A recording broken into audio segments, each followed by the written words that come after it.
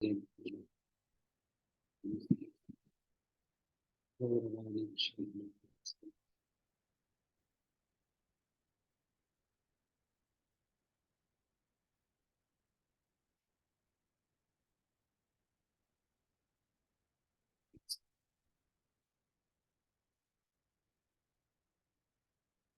कृष्णा। सभी भक्तों का स्वागत है।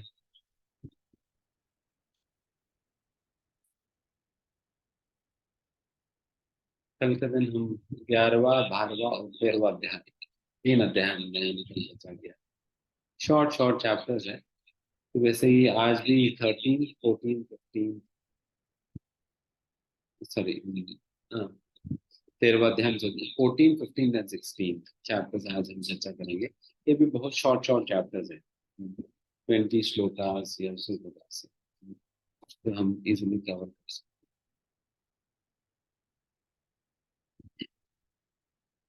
तो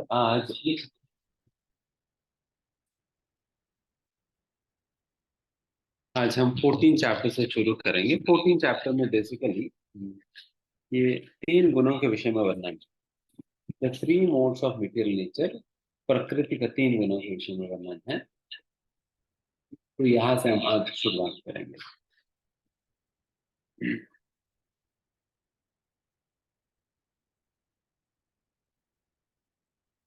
यहाँ पर भगवान ये विवरण देने वाले हैं। एक जीव आत्मा इस भौतिक दुनिया के अंतर्गत किस प्रकार से बंधे हुए हैं, how is he tied up into this material world, उनको किस प्रकार से बांध दिया जाता है इस भौतिक दुनिया के अंतर्गत। एंड फिर भगवान उन उन वैसा जीवात्मा को बद्ध जीव कहा जाता है, जो बद्धे बंधे हुए जीव को, जीवात्मा को बद्ध जीव कहा जाता है। और वैसा बद्ध जीव इस प्रकार के बंधन से कैसे मुक्त हो सकता है, how can he come out of this entanglement, इस प्रकार के एंटैंगलमेंट से वो बाहर कैसे निकल सकता है। तो इसके विषय में भी भगवान हमें सुझाव देने वाले हैं। तो इस प्रकार से ये सारा चीजें इस अध्याय के अंतर्गत वर्णन एंड इसका भी वर्णन है। जो गुणातीत व्यक्ति है, मेरी आवाज क्लियर नहीं है क्या? वो जी स्लाइटली थोड़ा सा रिपीट हो रहा है, इको सा आ रहा है हल्का सा। अच्छा, इको आ रहा है।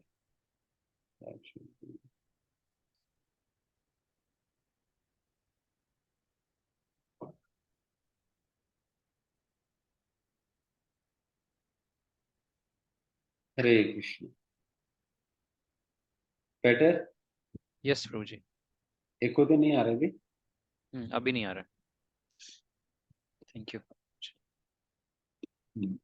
एक गुणातीत व्यक्ति, जो गुणों के परे जो जा चुके हैं, जो गुणों के परे जा चुके हैं, उस व्यक्ति का क्या लक्षण होता है, उस व्यक्ति का क्या लक्षण है, उस व्यक्ति का क्या व्यवहार है, तो इसके विषय में भी हमें वर्णन इस अध्याय के अंतर्गत हम सुन सकते हैं।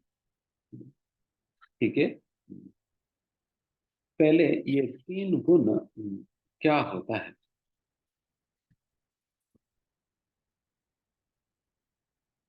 गुण मतलब, एक संस्कृत में एक और अर्थ है रस्सी है करके, रोप। गुण मतलब रस्सी भी है। तो ये 3 गुण एक 3 रस्सियों की तरह काम करते हुए एक जीव आत्मा को भौतिक दुनिया के अंतर्गत बांध देती है। ये 3 प्रकार की रस्सियां हैं। एक तो सात्विक सत्वगुण, रजोगुण और तमोगुण, ये 3 रस्सी है। हाल तीनों ही रस्सी है। देखिए, मतलब एक लोहे का बना हुआ मान लीजिए, एक सिल्वर का, एक आयरन का। चाहे आयरन से बंधे हुए, चाहे सिल्वर से बंधे हुए, चाहे गोल्ड से बंधे हुए, अल्टीमेटली बंधन तो है ही सब। तो इसलिए चाहे सत्वगुण हो, चाहे रजोगुण हो, चाहे तमोगुण हो, तीनों ही गुण हमें इस भौतिक दुनिया के अंतर्गत बांध देती है। ये भगवान की व्यवस्था है। इसलिए अगर कोई पूछे कि what is this material nature comprised of, ये भौतिक प्रकृति के अंतर्गत है क्या? तो इसके विषय में अगर इस प्रकार से पूछे तो देन वी कैन क्लियरली से कि ये the material nature is comprised of this three modes. तीन गुण ही है इस पूरा भौतिक सृष्टि के अंतर्गत, क्योंकि कोई भी वस्तु और चीज या परिस्थिति कुछ भी हो इस भौतिक दुनिया वो हम इन तीन गुणों में हम विभाजन कर सकते हैं। जैसा समय, समय को भी इन तीन गुणों में विभाजन कर सकते हैं। जैसा प्रातः कालीन के समय, अर्ली मॉर्निंग आवर्स को सात्विक समय कहा जाता है, दोपहर के समय वो राजसिक है, और रात्रि के समय वो तामसिक है। उसी प्रकार से आहार को भी विभाजन किया जा सकता है, सात्विक आहार, राजसिक आहार, तामसिक आहार। उसी प्रकार से बुद्धि को भी तीन तीन प्रकार का होता है, सात्विक बुद्धि, राजसिक बुद्धि और तामसिक बुद्धि। उसी प्रकार से संकल्प भी तीन प्रकार का होता है, सात्विक, राजसिक और तामसिक। उसी प्रकार से कपड़े भी तीन प्रकार का हो सकता है, सात्विक, राजसिक, तामसिक कपड़े हो सकते हैं। उसी प्रकार से एक व्यक्ति के सोचने की तरीका, ये भी राजसिक, तामसिक, सात्विक हो सकता है। तो उस प्रकार से सृष्टि के अंतर्गत कुछ भी क्यों ना हो, उसे इन तीन गुणों के अंतर्गत हम विभाजित कर सकते हैं। सात्विक, राजसिक और तामसिक गुणों में हम इसको विभाजित कर सकते हैं, है ना। तभी ये तीन रस्सी एक मनुष्य को किस प्रकार से इस भौतिक दुनिया के अंतर्गत बांधती है, तो वो हम चर्चा करेंगे। सबसे पहले इस अध्याय के अंतर्गत भगवान ये जो ज्ञान भगवान दे रहे हैं, इस ज्ञान की विशेषता भगवान चर्चा करते हैं। देन उसके बाद भगवान ये बात कहते हैं, सर्व योनिषु कौन्तेय मूर्तयः संभवन्ति यः तासाम ब्रह्म महद्योनिर अहम बीज प्रदपिता। भगवान कह रहे हैं, I am the seed giving father of all living entities. सारा जीवों को बीज प्रदान करने वाला पिता तो मैं हूँ। तो इसका मतलब ये है, हम सभी का एकमात्र पिता है भगवान श्री कृष्ण स्वयं, क्योंकि वही बीज प्रदान करने वाला पिता है सभी को। चाहे कोई पशु होनी हो, चाहे पक्षी हो, पेड़ हो, पौधे हो, मनुष्य हो, कोई भी क्यों ना हो, सभी को बीज प्रदान करने वाला पिता तो भगवान स्वयं है। इसलिए भगवान सर्व योनिष कौनते, सारा योनियों को ही भगवान ही बीज प्रदान करते हैं। तो इसका मतलब एक पेड़ पौधा भी, एक मनुष्य भी, एक जानवर भी, सभी के सभी हमारा भाई बंधु भी है। All of them are our own relatives, because सभी का एक ही पिता है। अभी भी हम उनको हम अलग कर देते, पेड़ पौधों को अलग कर देते हैं, जीवों जानवरों को अलग कर देते हैं, मनुष्यों को भी अलग करके केवल अपना परिवार को ही अपने करके मानते हैं। बट ये गलत है, ये गलत है। असलियत में अगर हमारे परिवार अगर कोई है, वो सारा जगत ही हमारा परिवार है। इसी को कहा जाता है वसुदैव कुटुंबकम। वसुदैव कुटुंबकम।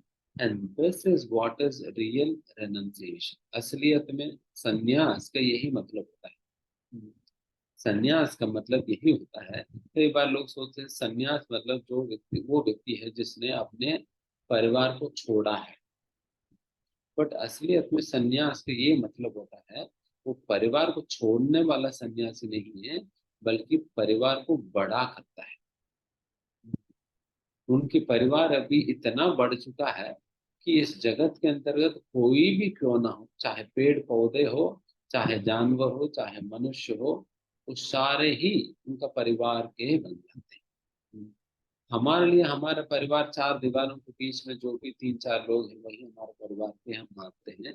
बट एक असलियत में one who is really situated in renunciation and knowledge, he develops this understanding. He expands his family beyond the four walls. In, he expands his family beyond the four walls, and he considers every other living entity to be his own family. वो सारे के सारे जीवों को अपना परिवार का हिस्सा मानता है। तो वो असलियत में ज्ञान में स्थित है, एंड वो असलियत में सन्यासी है। सन्यासी ही मतलब ये छोड़ता नहीं, बल्कि सभी लोगों को अपना परिवार के अंतर्गत जोड़ता है। एंड ये अंडरस्टैंडिंग एक ही परिवार के है करके, ये अंडरस्टैंडिंग कहाँ से डेवलप हो रहे हैं? यहाँ से, अहम बीज प्रदपिता सर्व योनिषु कुंते, या सारा योनियों को बीज प्रदान करने वाला पिता मैं ही हूँ करके जो भगवान प्रेम कर रहे, वहां से ये सारा अंडरस्टैंडिंग डेवलप। देन फिर अभी ये ये गुण हमें इस भौतिक दुनिया के अंदर कैसे बांधती है, तो उसके विषय में अभी चर्चा करेंगे। सबसे पहले क्या सुनेंगे? सत्व गुण हमें इस भौतिक दुनिया में कैसे बांधती है? How does mode of goodness tie up the conditions own to this material world?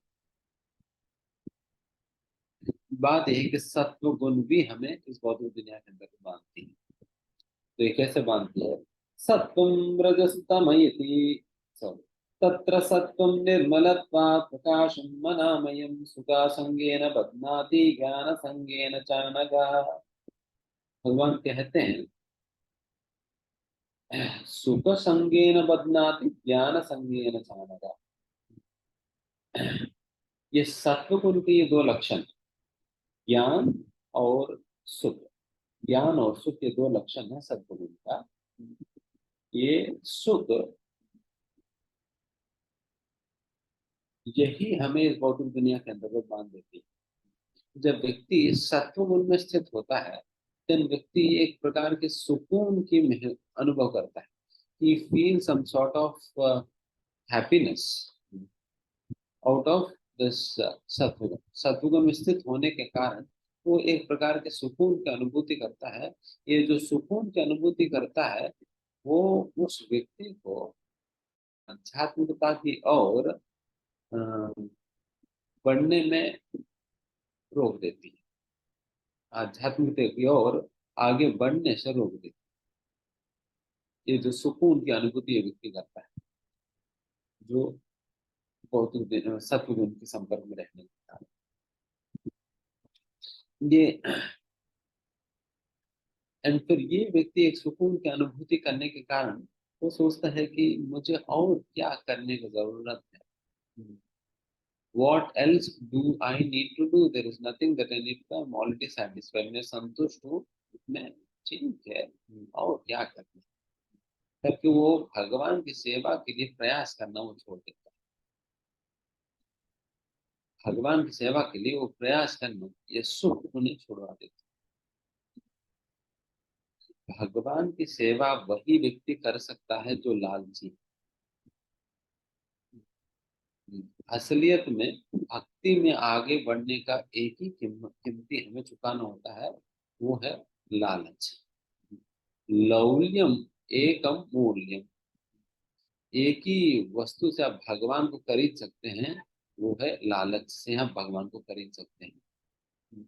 जो व्यक्ति सही में लालची है, वो चाहे कितना भी भक्ति करे, फिर भी वो चाहते कि मैं और से और करूं, और सेवा करूं, मुझे ये भी मिल जाए, मैं भी ये भी सेवा करूं, मैं ऐसा प्रकार से भी करूं, मैं ऐसा करूं करके उनकी मन संतुष्ट नहीं है, तो वो चाहता है कि और से और करता रहूं, करता रहूं, करता रहूं।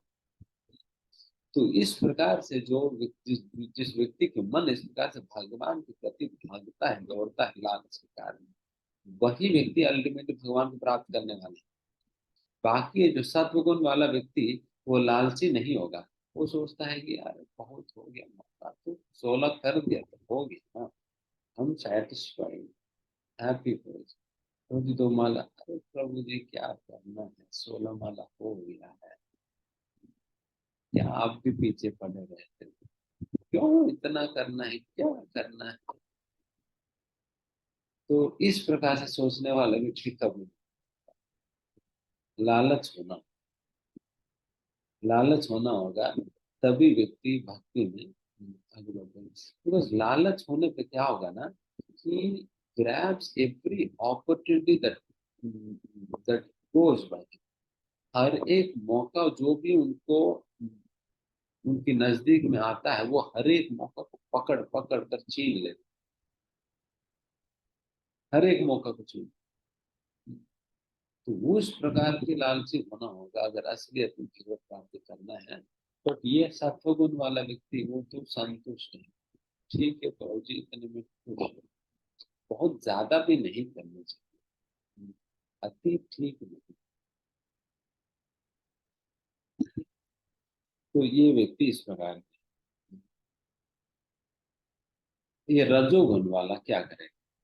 रजो रागात्मकं विद्धि तृष्ण संगा समुद्भवं तन्न निबध्नाति कौन्तेय कर्म संगेन देहिनम्। ये व्यक्ति क्या करता है, इनके अंदर बहुत से एम्बिशंस होते हैं। ये रजोगुण वाले व्यक्ति के अंदर बहुत से एम्बिशंस होते हैं।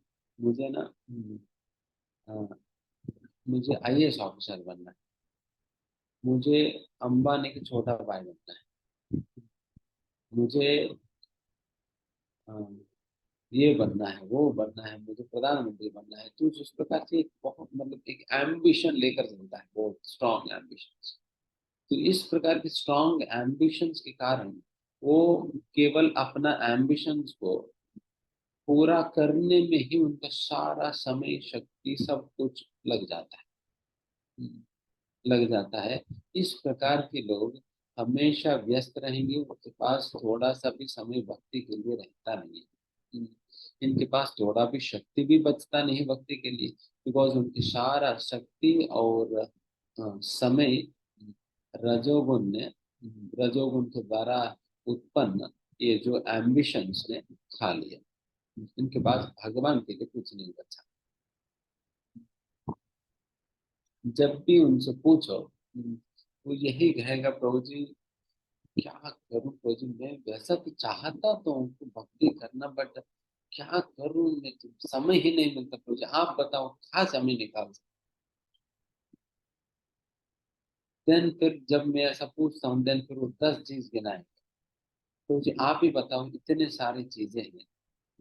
देखिए मतलब मुझे ऑफिस में जाना है, फिर ऑफिस से वापस आने के बाद मुझे आगे की प्रमोशन के लिए वो कोर्स भी करना पड़ता है, वो कोर्स भी कर रहा हूँ। वो कोर्स करने के बाद थोड़ा सा मुझे अपना पॉकेट मनी के लिए भी थोड़ा सा मुझे लगता है कि ट्यूशन पढ़ाना होता है, वो ट्यूशन भी पढ़ा रहा हूँ। फिर उसके बाद ना वो शॉपिंग वॉपिंग करना होता है, वो भी कर लिया। फिर उसके बाद इतना मेहनत किया तो थोड़ा सा स्ट्रेस बन जाता है, बल्कि थोड़ा स्ट्रेस रिलीफ के लिए मैं आधा पौना घंटा टीवी देख लेता हूँ। फिर उसके बाद आधा पौना घंटा मैं फेसबुक इंस्टाग्राम वगैरह करके मैं फिर सो जाता हूँ रोज। आप ही बताओ रोज मेरे जीवन में समय कहाँ बचा है? तो इस व्यक्ति के जीवन में कुछ समय बचेगा? दिस पर्सन हैज उन्होंने अपने आप को इतने सारे चीजों से घेर कर रखा हुआ है। So how can actually he is been surround, he has forcefully, मतलब वो अपने आप को माया से बिल्कुल घेरवा के रखा है, ताकि कहीं निकल ही ना पाए, कहीं निकल ही ना पाए।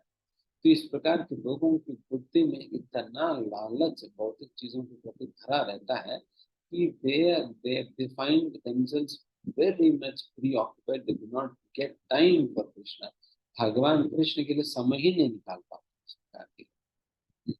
बट कहेंगे बहुत मीठी मीठी बातें, जब भी उनके पास जाएंगे तो कहेंगे प्रभु जी मुझे बहुत अच्छा लगता है प्रभु जी, आपकी प्रवचन ना बहुत अच्छा भी लगता है प्रभु जी।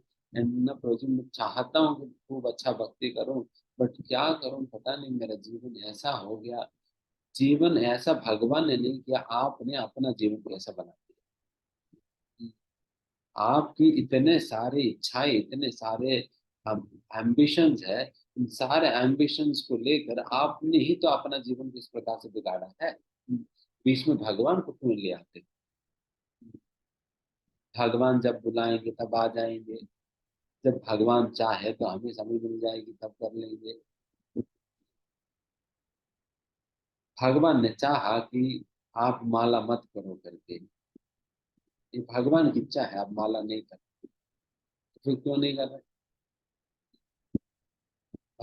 भगवान की इच्छा है भक्ति मत करोगे, तो क्यों नहीं कर रहे? तो दीज पीपल सिंपली वो बहाने के नाम पे भगवान के ऊपर थोप देते हैं।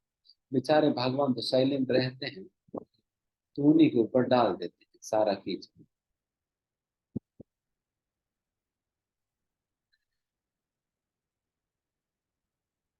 कुछ इधर उधर देखो कोई नहीं मिला, फिर भगवान के ऊपर डाल देंगे, भगवान की वजह से ही हो गया।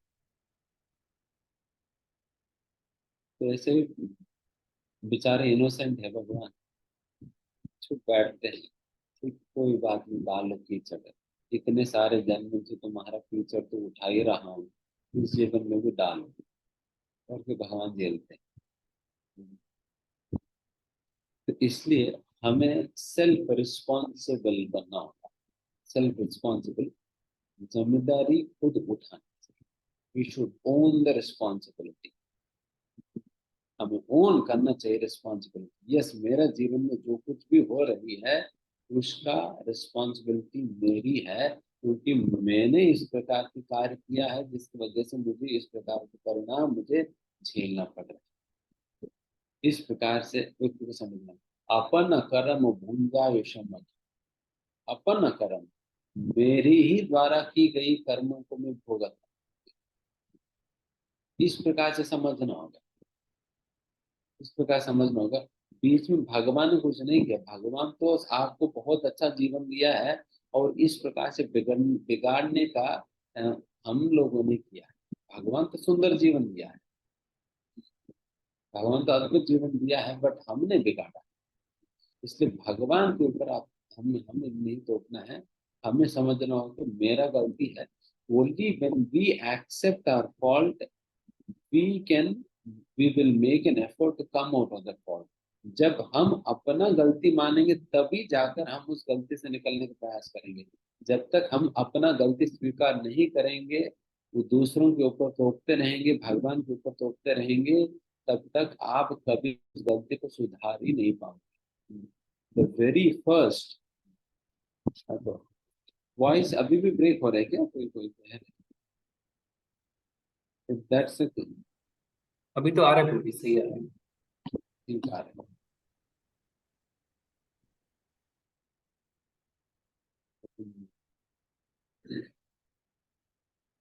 सो इसलिए इसको इसको सेल्फ रिस्पॉन्सिबल कहा जाता है, सेल्फ रिस्पॉन्सिबल बनना होगा, wherein we own the responsibility of whatever is happening in life.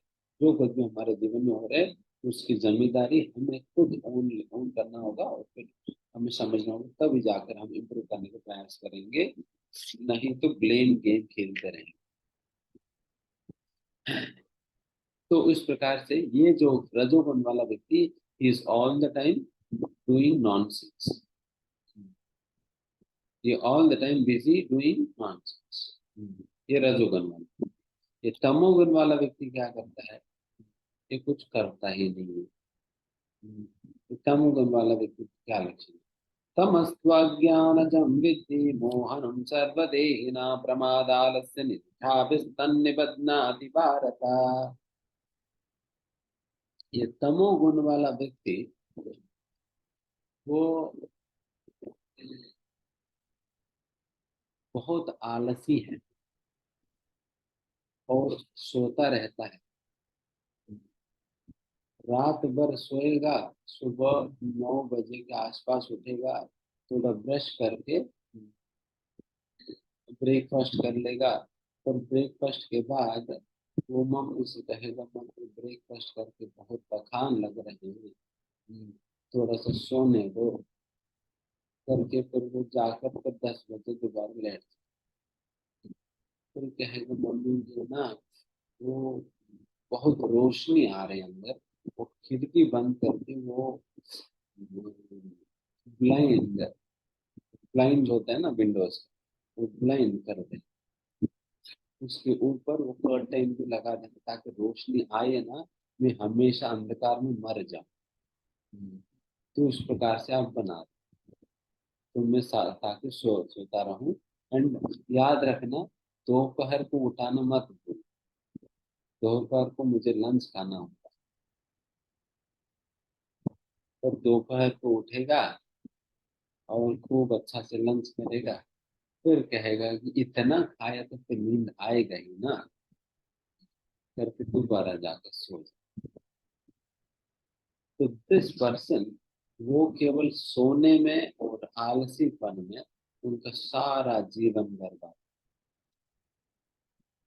सोने में आलस अलसत में सारा जीवन निकल जाता है। ये तमोगुण वाला है। ये महात्मा के जीवन में भी कभी भक्ति के लिए समय नहीं होता। अगर माला दे भी, माला को भी अपने बगल में लिखा कर सुला दो। आप भी सो जाओ, मैं भी सो जाऊं। अगर भगवान को भी दे, बस दो ही काम करेगा भगवान के साथ, शयनार्थी और उत्थान। शयनार्थी मतलब सुला देगा हमेशा भगवान को, और दिन भर सुला कर ही रख देगा, कुछ करेगा नहीं सुला। उठाएंगे तो भगवान को भोग लगाना पड़ेगा, आरती करना पड़ेगा, बेहतर सुला कर ही रखते हैं। तो उस प्रकार की अवस्था है अपनी। ये जो तामसिक व्यक्ति का, वो इन basically three things characterize the तामसिक पर्सन। एक तो अलसत्व, laziness, sleep, and thirdly he is mental, पागल है एक प्रकार से। पागलपन मतलब इनसेन व्यक्ति, मेंटली डिस्टर्ब व्यक्ति है। ये जो तमोगुण वाला व्यक्ति को, ये जो निद्रा और आलसीपन जो है, उनको इस भौतिक दुनिया के अंदर बांध कर रखती है। ये सोचता है कि प्रभु जी मैं, तो मतलब ये भी तो अच्छा लॉजिक है ना। अगर मैं सोता रहूंगा और आलसीपन में बैठा रहूंगा, देन मेरे से कोई कर्म ही नहीं हो रहे, तो क्या कर्म फल लगेगा मुझे? मैं कुछ कर्म ही नहीं कर रहा हूँ तो क्या कर्म फल लगने? तो अच्छा लॉजिक है। कर्म करना ही बंद कर देते हैं अलसत्व के नाम पे, तमोगुण तामसिकता के नाम पे, और कोई कर्म फल नहीं। गलत, गलत है। ऐसा नहीं कि उनको कोई कर्म फल नहीं लगता, कोई कर्म फल नहीं लगेगा। he will be subject to reactions because ultimately this person is attached to not doing work। काम नहीं करने के प्रति आसक्त है, उसकी वजह से ये काम नहीं कर रहे हैं। जो उनको काम करना है वो भी काम नहीं कर रहे हैं, उसकी वजह से उनको पाप लगेगा ही। जैसे भगवान अर्जुन से कहा ना, अर्जुन क्षत्रिय होने के नाते युद्ध करना तुम्हारे धर्म बनता, अगर युद्ध नहीं करेंगे तो आपको पाप लगेगा। युद्ध नहीं करेंगे तो अपनी कर्म, अपनी कर्तव्य के अनुसार युद्ध नहीं करेंगे तो पाप लगेगा। उसी प्रकार से आलसीपन वाला व्यक्ति अपना ड्यूटी नहीं निभाता है, उसके लिए उनको पाप लगेगा। देखिए अल्टीमेटली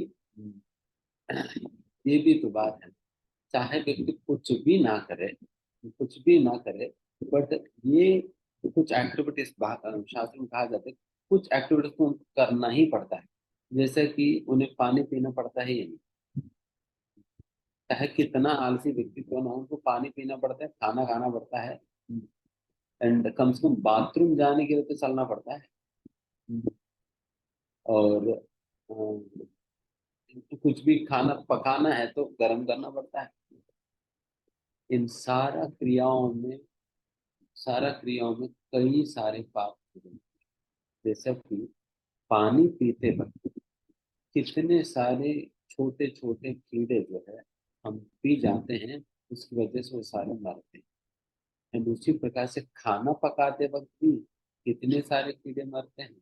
उसी प्रकार से चलते वक्त कितने सारे चींटियों से लेकर, कीड़े से लेकर कितने सारे जीव मर जाते हैं। उस प्रकार से अनेक अनेक ऐसा ऐसा कार्य हम करते हैं जिसको बिल्कुल अवॉइड भी नहीं कर पाते हैं। उन कार्यों से अनेक अनेक जीव मरते हैं। एंड आप ये नहीं कह सकते प्रभु जी ये तो मेरी अनजाने में हुई है, तो मुझे क्यों फल कर्म पर लगेगा। तो यहाँ पर नियम यही है, चाहे आप जानबूझकर करो अनजाने में करो, फल तो उठाना ही पड़ेगा। फल तो उठाना ही पड़ेगा। इसलिए nobody can escape the simple reactions. एक बार जगत में प्रकट होने के बाद कितना भी मॉरल जीवन जी भी ले, कितना भी धार्मिक जीवन जी ले, फिर भी पाप से बच नहीं पाएगा, बिकॉज ये सारा क्रियाएं तो करना ही पड़ेगा ना। खाना पका कर ही खाना होगा, फिर पानी पीना पड़ेगा, हवा भी, जब आप सांस भी लेते हो, कितना हवा के साथ साथ कितने माइक्रो ऑर्गेनिज्म आप पी लेते हो, कितने सारे मर भी जाते हैं। उन सारे चीजों को जिम्मेदार कौन? We are responsible, we are responsible. तो फिर इतने सारे पाप जो हो रहे हैं, उसका निवृत्ति कैसे फिर, उसका निवृत्ति कैसे, है ना? इसलिए इसलिए there is no alternative to भक्ति, there is no alternative to भक्ति। भक्ति करना ही होता है। जब तक व्यक्ति भक्ति नहीं करता है, देन फिर इन सारे पापों को उठाना पड़ेगा। केवल धार्मिक जीवन जिएंगे, देन फिर ये सारे पाप काउंट होंगे।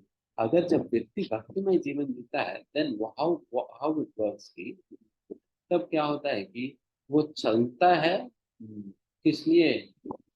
भगवान की सेवा में। कहीं जाता भी है, the very purpose of his moving would be to serve Krishna in some way or the other. किसी न किसी प्रकार से भगवान श्री कृष्ण की सेवा करने के लिए वो चल रहे हैं। उसी प्रकार से जो भी पकाता है, वो सारा कुछ भगवान को भोग लगा कर खा रहे हैं। तो उस वजह से अन्न के माध्यम से और पानी के माध्यम से जो भी पाप होता है वो भी हट जा रहा है। और सांस ले रहे हैं, सांस की वजह से भी इतने सारे कीड़े मरे, वो फिर उसका क्या है? तो because he is very existence is meant to serve Krishna. उनके अस्तित्व का ही एकमात्र कारण भगवान श्री कृष्ण की सेवा करने के लिए होता है। इसलिए वो अपने अस्तित्व को बनाकर रखने के लिए अगर वो सांस लेता भी है, एंड उसके दौरान अगर कोई कीड़े वीड़े मर भी जाता है, तो उन्हें पाप नहीं लगने वाला है, बिकॉज वो अपने अस्तित्व को केवल भगवान श्री कृष्ण की सेवा के लिए रख रहे हैं। वो अपना अस्तित्व को अपने स्वार्थ के लिए नहीं रखते। तो उस प्रकार से his entire life is being spiritualized. That's why Krishna will take responsibility of it.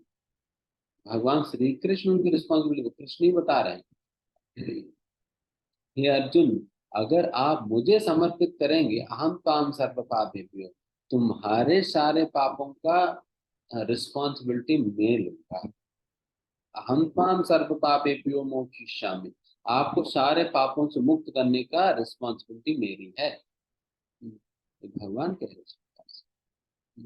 तो इसलिए जो भक्ति कर रहे हैं वो सभी बच जाते, पर बाकी ये सभी लोग जो है वो बेचारे वो पकड़ा है ना। एंड ये तीन गुण किस किस प्रकार से बांधते हैं, तो अभी आप लोगों ने सुना है।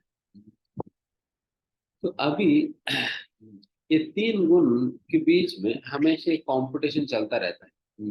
कभी सत्वगुण ज्यादा हो जाता है, कभी रजोगुण ज्यादा हो जाता है, कभी तमोगुण ज्यादा हो जाता है। तो इस प्रकार से तीनों गुणों के बीच में कंपटीशन चलता है। कभी सत्वगुण हावी हो जाता है, कभी रजोगुण हावी हो जाता है, कभी तमोगुण हावी हो जाता है। कोई आप ये नहीं कर सकते कि एक ही पर्टिकुलर गुण है करके, बट डिपेंड्स टाइम पे सर्कमस्टेंसेस के अनुसार ये तीनों एक एक टाइम पर।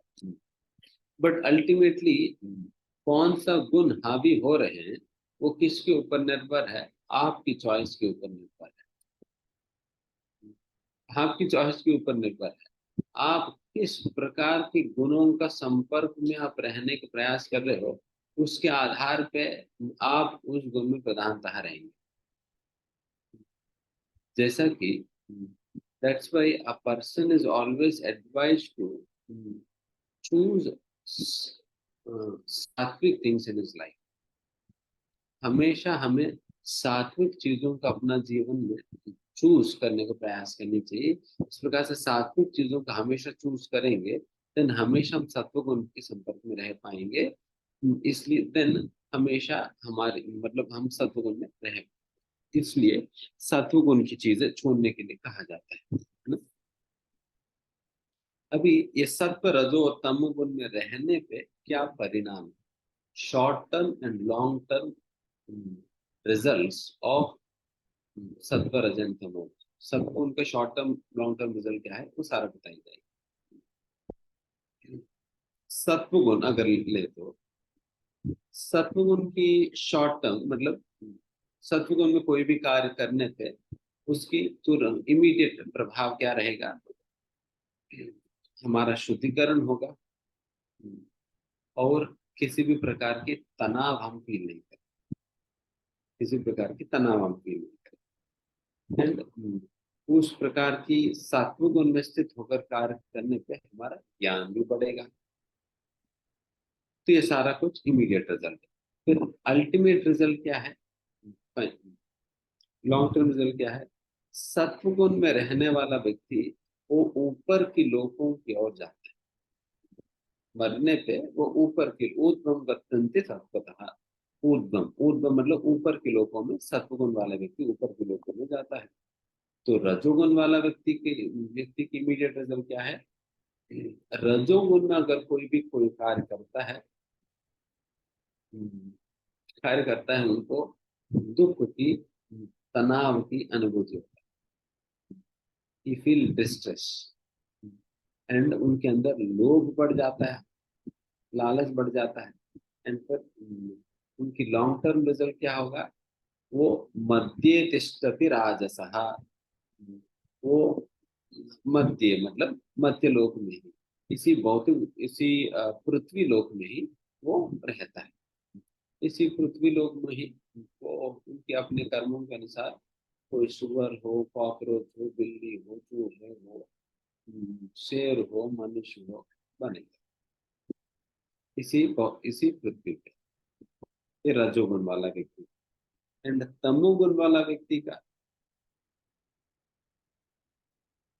तमोगुण में कार्य करने पे क्या परिणाम है इमीडिएट, पागल हो जाएंगे। क्या होंगे, पागल हो जाएंगे अगर तमोगुण में स्थित होकर कार्य करें तो। और हमारा भ्रम बढ़ जाएगी, भ्रम में और चले जाएंगे। एंड हमारा अज्ञान भी बढ़ेगा। अज्ञान, पागलपन और मोह, ये तीनों बढ़ेगा।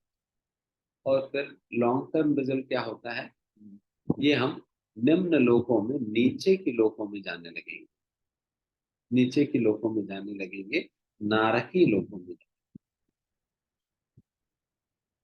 है ना। तो इस प्रकार से ये तीन गुणों का अपना अपना परिणाम है। तो अभी तो फिर बताइए कि कौन सा गुण में रहे, सत्वगुण में रहे, रजोगुण में रहे या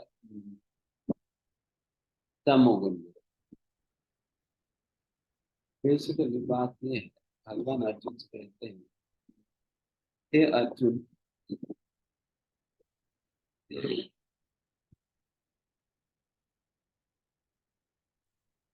तीन गुणों के परे चले जाओ, तीनों गुणों में मत रहो, तीन गुणों के परे चले जाओ। तीन गुणों में रहेंगे तो तीनों गुणों से आप बंध जाएंगे, आप तीनों गुणों से ही परे चले जाओ।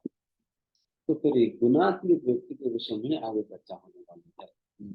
तो अर्जुन ये प्रश्न पूछते हैं, भगवान हमें ये बताए कि गुणातीत व्यक्ति की क्या लक्षण है, क्या व्यवहार रहता है, और वैसा गुणातीत हम कैसे बन सकते हैं। इसको उत्तर भगवान देते हैं, गुणातीत व्यक्ति का लक्षण है वो कभी भी प्रकाश से द्वेष नहीं करता, ज्ञान से द्वेष नहीं करता है। और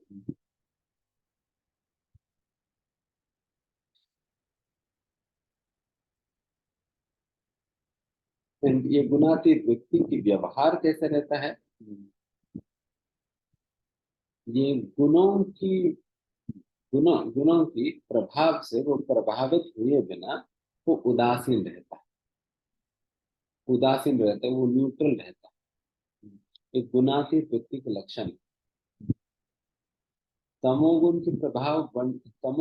बढ़ने पे भी उससे प्रभावित नहीं होता, रजोगुण बढ़ने पे भी प्रभावित नहीं होता, सत्वगुण बढ़ने पे प्रभावित नहीं होता। अगर हम लोग हैं तो अगर कोई सत्वगुण की परिस्थिति में हम गए हैं, तुरंत हम सत्वगुण से इन्फ्लुएंस होते, अच्छे विचार आएंगे। अगर तमोगुण की स्थान पर हम चले गए तो तुरंत हमारे अंदर गलत गलत प्रकार के विचार आने लग जाएंगे। जैसे उदाहरण के लिए एक मंद जंगल, जंगल जो होता है वो सात्विक माना जाता है। उसी प्रकार से कोई what do you say, बार है जहाँ पर शराब वगैरह पिया जाता है, वो तामसिक है। हम लोग जैसा जंगल में जाएंगे, एक शांति की अनुभूति होगी, एक सुकून की अनुभूति, एंड वही हम बार में जाएंगे तो तुरंत फिर हमारा मन विचलित वहां की स्थिति से। बट गुणातीत व्यक्ति वो कभी इन सारे चीजों से प्रभावित नहीं होता, इन सारे चीजों में प्रभावित नहीं होता। इस ट्रांसेंडेंटली सिचुएटेड, एंड वो सुख और दुख में वो समतुल्य रहता है, सुख और दुख में उन्हें प्रभावित नहीं करता।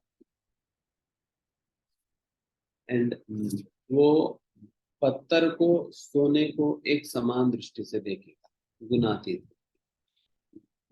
इसका मतलब उनसे 1 किलो सोना लेकर 1 किलो पत्थर हाथ में रख दे, कुछ नहीं कहेंगे, कोई बात नहीं, बल्कि तुम्हें सोना चाहिए तो ले लेना, मुझे पत्थर नहीं।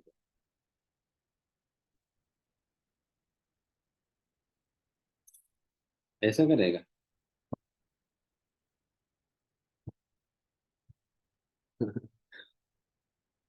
अगर 1 किलो सोना ले ले और 1 किलो पत्थर हाथ में रख दे, तो कहेगी प्रभु जी आप तो गुनातीत है, तो पत्थर ले लो।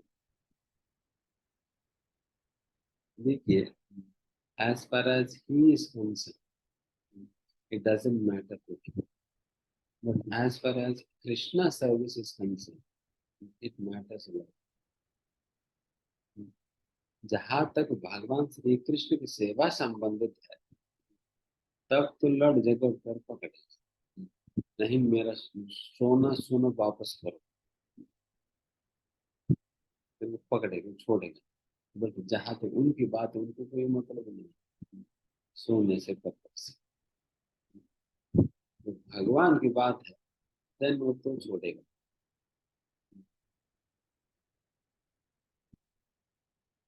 And equal in honour and dishonour, वो समतुल्य रहता है मान में और अपमान, मान में अपमान। Why? Because this person has no expectations, किसी भी प्रकार की अपेक्षा ही नहीं है, न मान की अपेक्षा है न अपमान की अपेक्षा है। इसलिए किसी भी प्रकार की अपेक्षा नहीं होने के कारण वो इन चीजों से प्रभावित नहीं होता। जो व्यक्ति एक्सपेक्टेशंस रखता है और उनकी एक्सपेक्टेशंस के अनुसार जब चीजें नहीं होती है, तब व्यक्ति विचलित होता है। इसलिए जो सही में शुद्ध भक्त है, उनके अंदर इस प्रकार के एक्सपेक्टेशंस नहीं होता। Then कोई पूछे एक्सपेक्टेशन के बिना कैसे रहे? एक्सपेक्टेशंस के बिना ये व्यक्ति इसलिए रह पा रहे हैं because is completely satisfied in his service to Krishna. भगवान श्री कृष्ण की सेवा करने में उनको इतना आनंद और संतुष्टि प्राप्त हो रहे हैं, तो उनको कोई और अपेक्षा रखने का जरूरत ही नहीं पड़ा। किसी से किसी भी प्रकार की चीजें होती नहीं पड़ा, है ना? तो उस प्रकार से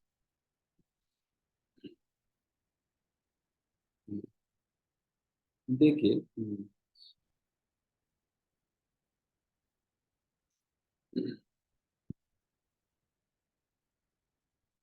तो ये व्यक्ति मतलब इतना सेटिस्फाइड रहेगा। तो अब मान लीजिए सेटिस्फाइड, जैसे जैसे मैं उदाहरण देता हूँ। अगर मानो कि आप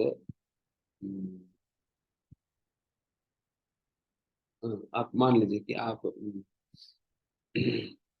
आप इस्कॉन मंदिर में आए हैं और यहाँ पर राधाष्टमी के उत्सव चल रहे हैं, वो बच्चा पीस बनाए थे, आपने वो प्लेट भर के खूब अच्छा से खा लिया, बस गले तक खा लिए, गले तक खा लिए। उसके बाद अगर मैं पूछ, प्रभु जी 5 गुलाब जामुन खाएंगे क्या? मना करेंगे ना?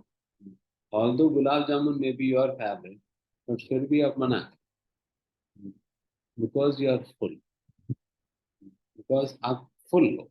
इसलिए आप मना करो, मुझे नहीं चाहिए।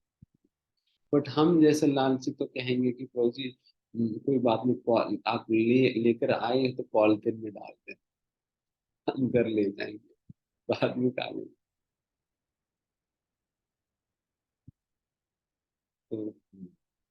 तो इस प्रकार से मना क्यों कर रहे हैं? बिकॉज ही सेटिस्फाइड उसमें। तो उस प्रकार से जो व्यक्ति भक्ति करने में संतुष्ट है, भगवान की सेवा में संतुष्ट है, उनको इन सारे प्रकार की चीजों की जरूरत नहीं। He continuously relishes his relationship with the holy name. He relishes his relationship with Krishna. भगवान श्री कृष्ण के साथ उनकी जो संबंध के आस्वादन करता है, भगवान की सेवा करने में उनको आनंद आता है। एंड उस प्रकार के आनंद की तुलना बाकी सारा आनंद उनको फीका लगता है। उसकी वजह से उनको बाकी चीजें दे या ना दे उनको कुछ फर्क नहीं पड़ता। एक और जस्ट उदाहरण देता हूँ। जैसे मान लीजिए कि आपको, मान लीजिए मैं आपके अकाउंट में 1,000 करोड़ रुपए में डिपॉजिट करें। मेरे पास है नहीं, बट मान लें कि 1,000 करोड़ रुपए आपके अकाउंट में डिपॉजिट कर दो। कल को आपके हाथ में, इसका मतलब 1,000 करोड़ रुपए आपके हाथ में है।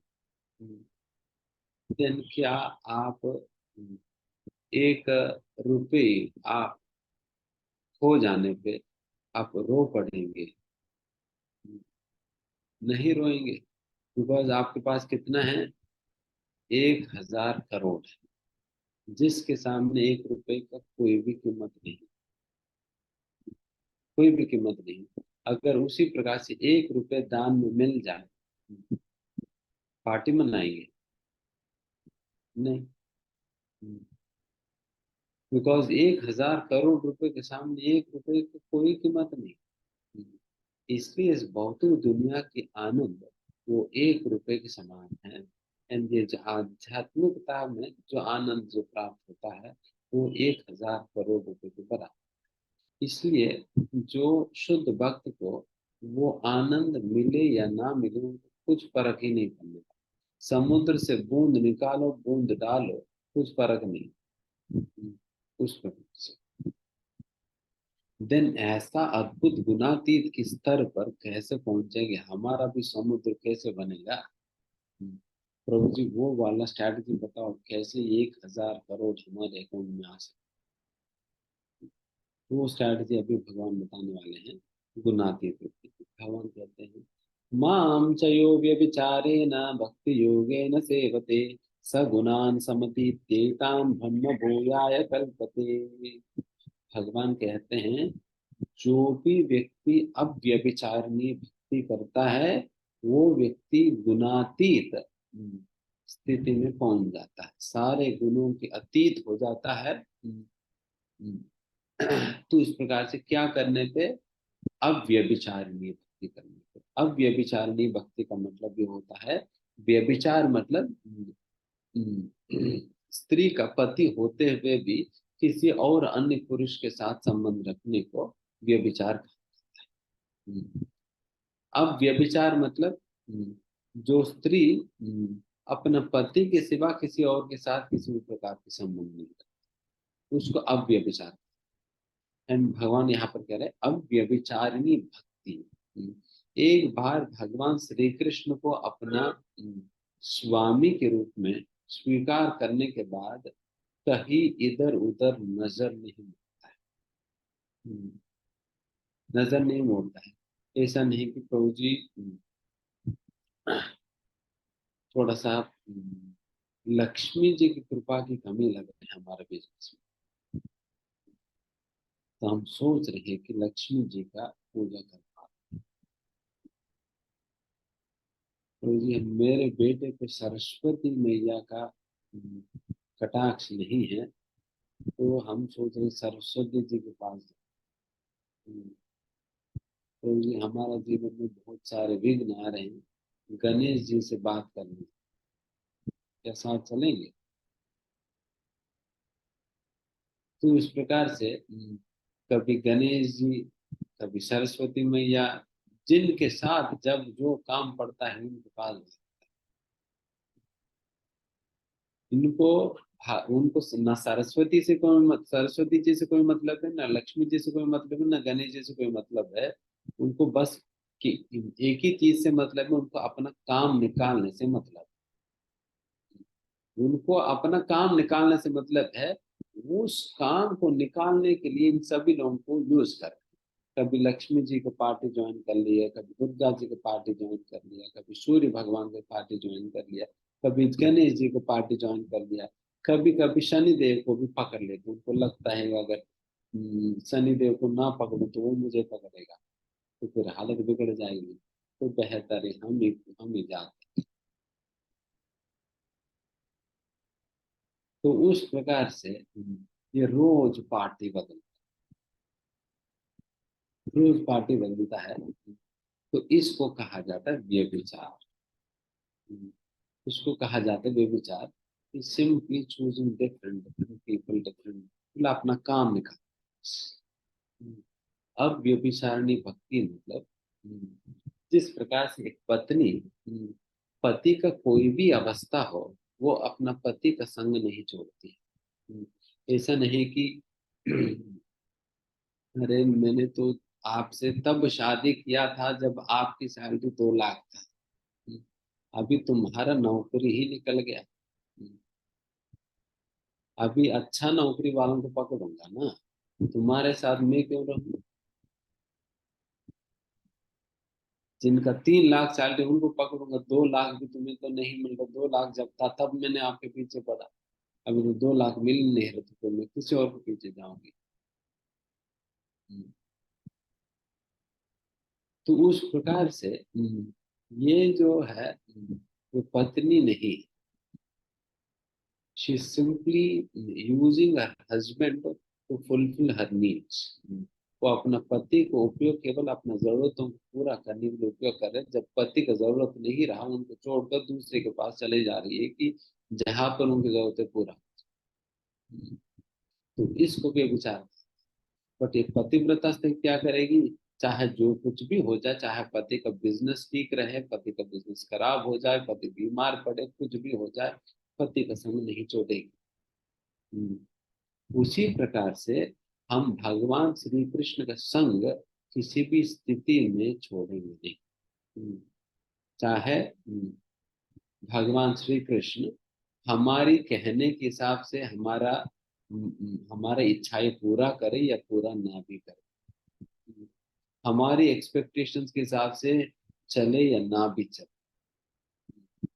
कुछ भी हो जाए, हम भगवान को नहीं छोड़ेंगे, बदलेंगे नहीं। कभी इधर कभी उधर, कभी इधर कभी उधर, ऐसा बंधन नहीं। तो उस प्रकार की जो अटूट श्रद्धा है भगवान श्री कृष्ण पे, इसको कहा जाता है अव्यभिचारिणी भक्ति। उस प्रकार से हमें अव्यभिचारिणी भक्ति करनी चाहिए। जब इस प्रकार के अनन्य भक्ति करते हैं तब हम गुणातीत बनेंगे। ठीक है, अभी 15वां अध्याय।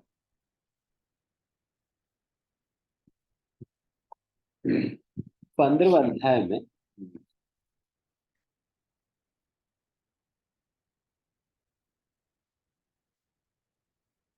15वें अध्याय में ये इसको पुरुषोत्तम योगा कहा जाता है। पुरुषोत्तम योगा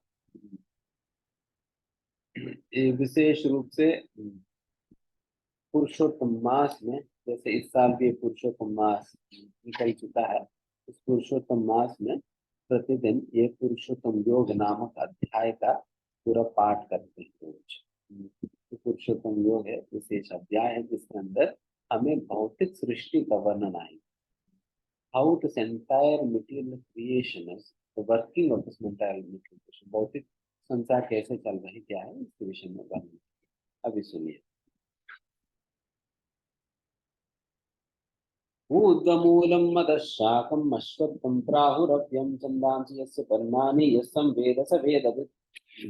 भगवान कह रहे हैं ऊर्ध्वमूलं मदशाकम्, ये भौतिक सृष्टि एक ऐसा पेड़ है जो कि उल्टा लटका हुआ है। जो कि उल्टा लटका हुआ है। उल्टा लटका हुआ पेड़ कैसे होता है, उसकी शाखा ऊपर की ओर है और सॉरी, उसकी जड़ ऊपर की ओर है और शाखाएं नीचे की ओर है। उसकी जड़ ऊपर की ओर है और शाखाएं नीचे की ओर है।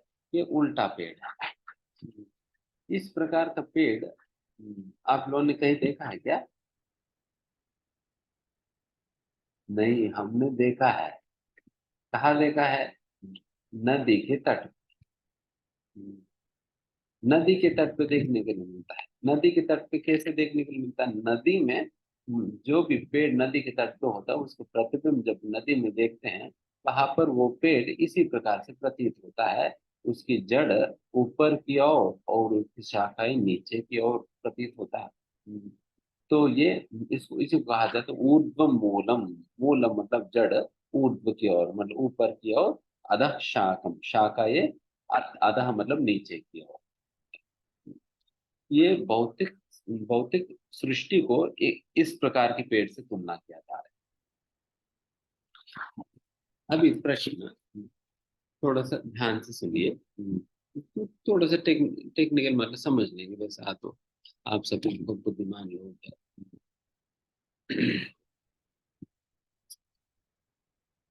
देखिए, जिस प्रकार से एक असली पेड़ की प्रतिबिंब पानी में हमें उल्टा लटका हुआ पेड़ के रूप में प्रतीत हो रहा है, उसी प्रकार से ये जो भौतिक सृष्टि को उल्टा लटकाया हुआ पेड़ से जब तुलना किया जा रहे हैं, तो ये भी तो प्रतिबिंब है। देन इसका मतलब ओरिजिनल तो होगा, फिर ओरिजिनल तो होगा जिसका ये प्रतिबिंब है। एंड ये जो ओरिजिनल पेड़ है वही है आध्यात्मिक सृष्टि। इसलिए भौतिक सृष्टि जो ओरिजिनल आध्यात्मिक सृष्टि का एक प्रतिबिंब है, एक रिफ्लेक्शन है। इसलिए आध्यात्मिक दृष्टि के अंतर्गत जो कुछ भी है उसका सारा उल्टा चलता है भौतिक दुनिया में। उसका सारा उल्टा चलता है भौतिक दुनिया के अंतर्गत। एंड अभी आ, जो नदी में जो प्रतिबिंब जो हम देखते हैं वो पानी के सरफेस के कारण वो रिफ्लेक्शन हो रहा है। पानी के सरफेस के कारण वो रिफ्लेक्शन हो रहा है। उसी प्रकार से आध्यात्मिक सृष्टि भौतिक सृष्टि के रूप में हमें जो दिख रहे हैं, उसकी जो आध्यात्मिक दृष्टि के जो प्रतिबिंब हमें उल्टा उल्टा लटका हुए पेड़ की तरह जो दिख रहे हैं, वो कौन सा पानी में ये इसका प्रतिबिंब है? तो इस प्रश्न का यही उत्तर होता है on the water of desire. इच्छा की पानी में ये आध्यात्मिक सृष्टि की प्रतिबिंब गिरता है एंड वही हमें उल्टा दिखाई देता है। तो इसका मतलब बहुत महत्वपूर्ण सिद्धांत ये है कि ये भौतिक सृष्टि का मूल कारण है इच्छा, डिजायर। जिस दिन ये इच्छा नहीं रहेगी उस दिन हमारे लिए भौतिक सृष्टि खत्म हो जाएगी। जिस दिन भौतिक इच्छाएं खत्म हो गया उसी दिन ये भौतिक सृष्टि हमारे लिए खत्म हो जाएगी, खत्म हो जाएगी। तो इसलिए the very existence of material world is based upon our material desires. जब तक हम इन भौतिक इच्छाओं को पालते रहेंगे तब तक ये भौतिक सृष्टि हमारे लिए बना रहेगा। इन भौतिक सृष्टि बना रहने का मतलब है इससे जो भी सुख दुख इत्यादि मिलना है वो इसमें मिलता रहेगा। इसलिए अगर भौतिक सृष्टि को खत्म करनी है देन फिर हमें अपने इच्छाओं से बचना होगा। फिर जैसा हमें पहले भी हमने कहा है, इच्छाओं को पर से खत्म नहीं किया जा सकता है। इच्छाओं को केवल आध्यात्मिक इच्छाओं के रूप में परिवर्तित कर दिया जा सकता है। We can translate all of these material desires into spiritual desires. Material desire मतलब जो भी इच्छा हम अपने स्वार्थ के लिए कर रहे हैं वो भौतिक इच्छा है। जो भी इच्छा हम भगवान की सेवा के लिए कर रहे हैं तो उसे आध्यात्मिक इच्छा कहा जाता है। जैसा मैं चाहूं कि मुझे गुलाब जामुन खाना है देन फिर ये भौतिक इच्छा है। अगर मैं चाहूं मैं भगवान को गुलाब जामुन खिलाना चाहता हूँ देन फिर ये आध्यात्मिक इच्छा है। बस इस प्रकार के अंतर। तो अभी तो ऐसा जो जटिल पेड़ को कैसे हम, ऐसा जटिल पेड़ पे हम बैठे हुए हैं, बैठे हुए हैं, बहुत ही कॉम्प्लिकेटेड है। इस कॉम्प्लिकेटेड नेटवर्क से हम निकले कैसे? एक एक शाखा है, ये स्पीशीज को डिनोट करता है, योनियों को डिनोट करता है। कभी इस योनि में, कभी उस योनि में, कभी यहाँ पर बैठते हैं, कभी उस, जैसा एक चिड़िया होता है ना, कभी इस शाखा पर बैठेगी, कभी उस शाखा पर बैठेगी, कभी दूसरी शाखा पर बैठेगी, इस प्रकार से घूमता रहता है। उसी प्रकार से हम भी एक योनि से दूसरी योनि, दूसरी योनि से तीसरी योनि, इसी प्रकार से इसी 84 लाख योनि में हम घूम रहे बस। तो फिर बट इस चक्र से निकले कैसे? तो इसके विषय में बताए जा रहे हैं कि basically one has to cut down this tree असंग शस्त्रेण दृढ़ेन चित्वा। इस प्रकार से by the weapon of detachment, अनासक्ति की अस्त्र से अत्यंत दृढ़ता से एक व्यक्ति को इस पेड़ को काट देना चाहिए। अगर आसक्ति को खोलने का प्रयास करेंगे तो बहुत मुश्किल है खोल पाए, आसक्तियों को काटा जाता है। अगर खोलने का प्रयास करें तो बहुत समय लगता है। काटने के लिए यहाँ पे बताया अनासक्ति से, है ना। देन फिर उसके बाद ठीक है, इस प्रकार से काटेंगे तो काट कर निकलेंगे तो कहाँ जाएंगे आप फिर? जो ओरिजिनल पेड़ पे जाएंगे। देखिए,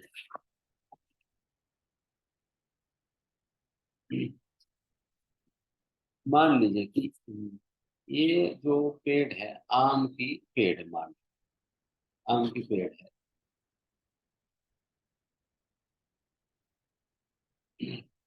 अगर इसकी जो प्रतिबिंब है, इस पेड़ की प्रतिबिंब, अगर आम की पेड़ की प्रतिबिंब वाला पेड़ पे क्या फल लटका हुआ रहता है?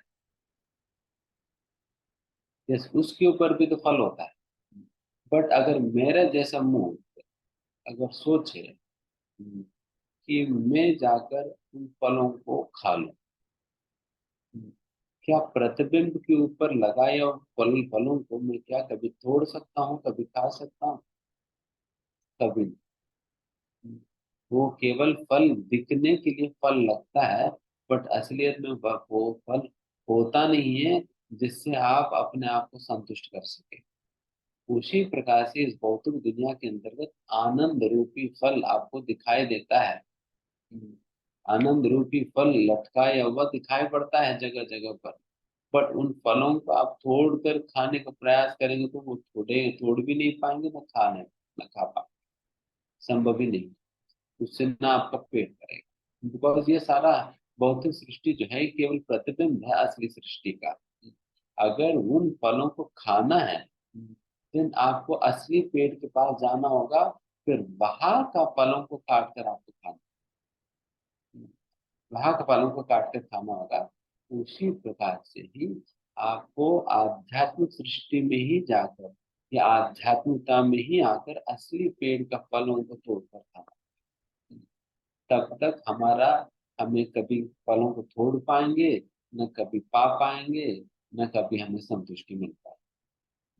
इसलिए झूठे फलों के चक्कर में मत पड़ो, असली फल कहीं और है, कहीं और। We are simply being cheated by this material world. हमें धोखा दिया जा रहा है बारंबार, गलत प्रकार के झूठे फल दिखा दिखाकर।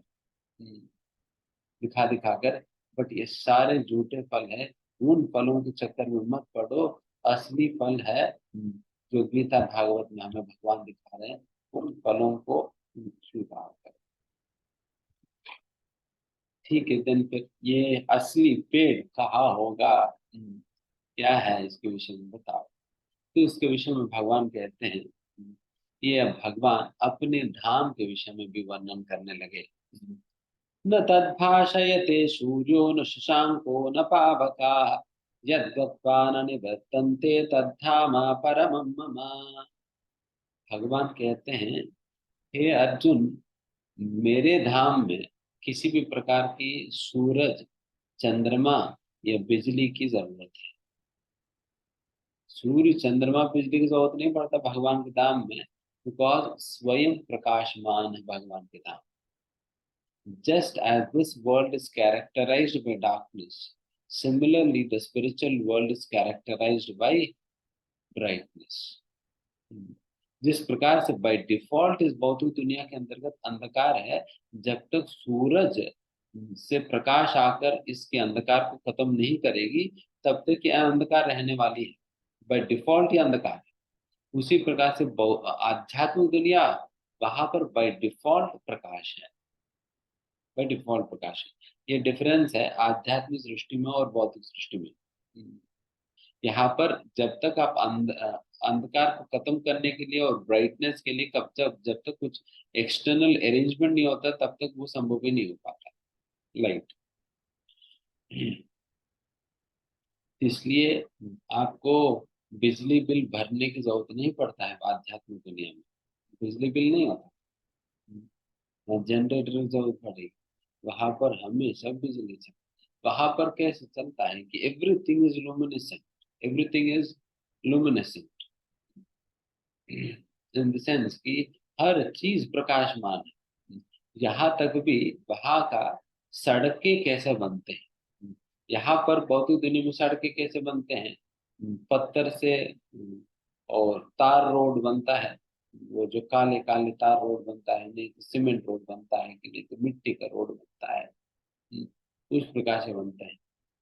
वहां पर आध्यात्मिक दृष्टि में तो कैसे सड़कें होते हैं और कैसे बिल्डिंग बनते हैं, उसके विषय में बताया जाता है ब्रह्म संहिता में। चिंतामणि प्रकर सत्मसु कल्प वृक्ष लक्षाव्रतेषु सुरभिरभिपालयन्तम् गोविंदमादि पुरुषम तमहं भजामि। यहाँ पर बताया चिंतामणि प्रकर सद्मशु। सद्मशु मतलब ये सारे बिल्डिंग्स और सड़क इत्यादि वो कैसे बन रहे हैं, चिंतामणि से। Everything is made up of Chintamani, and this Chintamani is, ये करोड़ों करोड़ों गुना वैल्यूबल है सोने से। सोने से भी करोड़ों गुना वैल्यूबल है चिंतामणि। और वैसा पत्थर से पूरा का पूरा सड़कें, बिल्डिंग बिल्डिंग बनते हैं। And this is more more more luminescent than diamond. एक डायमंड से भी ज्यादा प्रकाश निकलता है इससे। उस प्रकार की शक्तिशाली चीज है, मतलब पूरा का पूरा ईंटें इसी से बने। देन सोचना कि उसकी क्या कीमती है, क्या कीमती है। तो भगवान कहते हैं जब गत्वान ने बतंते, जहां पहुंचने के बाद आपको वापस लौटने का जरूरत नहीं पड़ता है, वैसा धाम है मेरी। आप सभी जाना चाहेंगे वहां जहां पर ना कोई सूर्य की जरूरत है, ना कोई चंद्रमा की जरूरत है, ना कोई बिजली की जरूरत है, जहां जाने के बाद वापस लौटने का जरूरत नहीं पड़ता है। अगर सही में जाना चाहें, देन फिर आगे बढ़ना पड़ेगा आध्यात्मिक पद पर। अगर आपको अच्छा लग रहे हैं आपकी कंपनी में बॉस की गाली खाते हुए, घर पे झगड़ा करते हुए, और यहाँ की खाना खाते हुए, और बहुत अच्छा लग रहा है, देन कंटिन्यू करते रहो। बट हम जाने वाले हैं, चलना है तो चलो।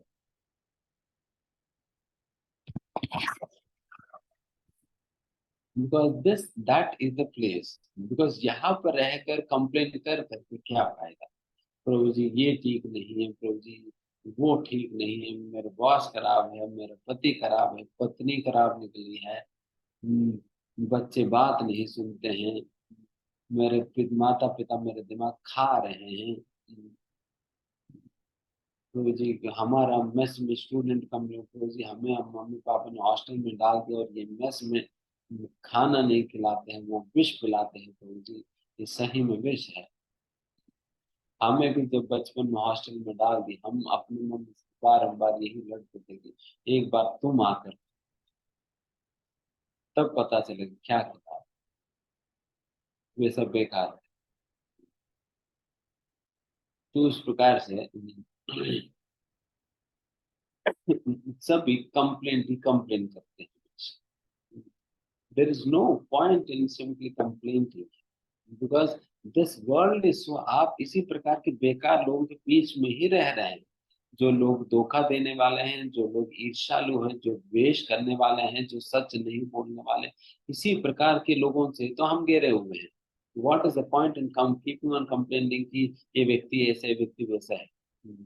If you want to live with perfect people, if you want to live with perfect in perfect situation, अगर परफेक्ट सिचुएशन में आपको रहना है, परफेक्ट लोगों के साथ आपको रहना है, देन परफेक्ट वर्ल्ड में जाना, जहां पर परफेक्ट पीपल मिलेंगे, जिनमें तनिक भी द्वेष नहीं होता। Those are well behaved people, perfect gentleman. किसी के अंदर किसी भी प्रकार के स्वार्थ नहीं है, द्वेष नहीं है, ईर्ष्या नहीं है, जलन नहीं है। उस प्रकार के लोगों के साथ रहना है तो वो लोग यहाँ पर नहीं मिलेंगे, वो मिलेंगे वहां, भगवत धाम में मिलेंगे। अगर वहां जाएंगे तो उनके साथ रहने के लिए मिलेगा, नहीं तो फिर यही सड़ते रहे।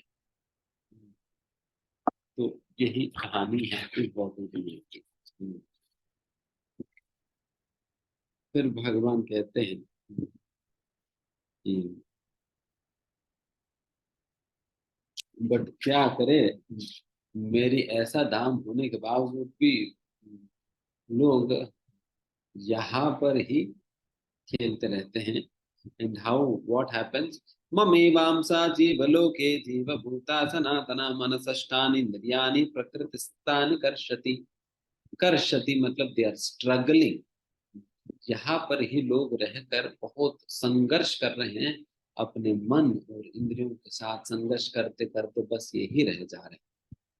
मैं कह रहा हूँ, इनविटेशन दे रहा हूँ, मेरे साथ चलो करके, बट कहते नहीं, मुझे यही रहना है, संघर्ष करना है, स्ट्रगल फॉर एग्जिस्टेंस, मन और इंद्रियों के साथ में स्ट्रगल कर। एंड ये बहुत इंपॉर्टेंट कॉन्सेप्ट भगवान आगे एक्सप्लेन करते हैं इसमें। द प्रोसेस ऑफ ट्रांसमाइग्रेशन, किस प्रकार से आत्मा एक शरीर से दूसरा शरीर में चले जाती है। ट्रांसमाइग्रेशन कैसा,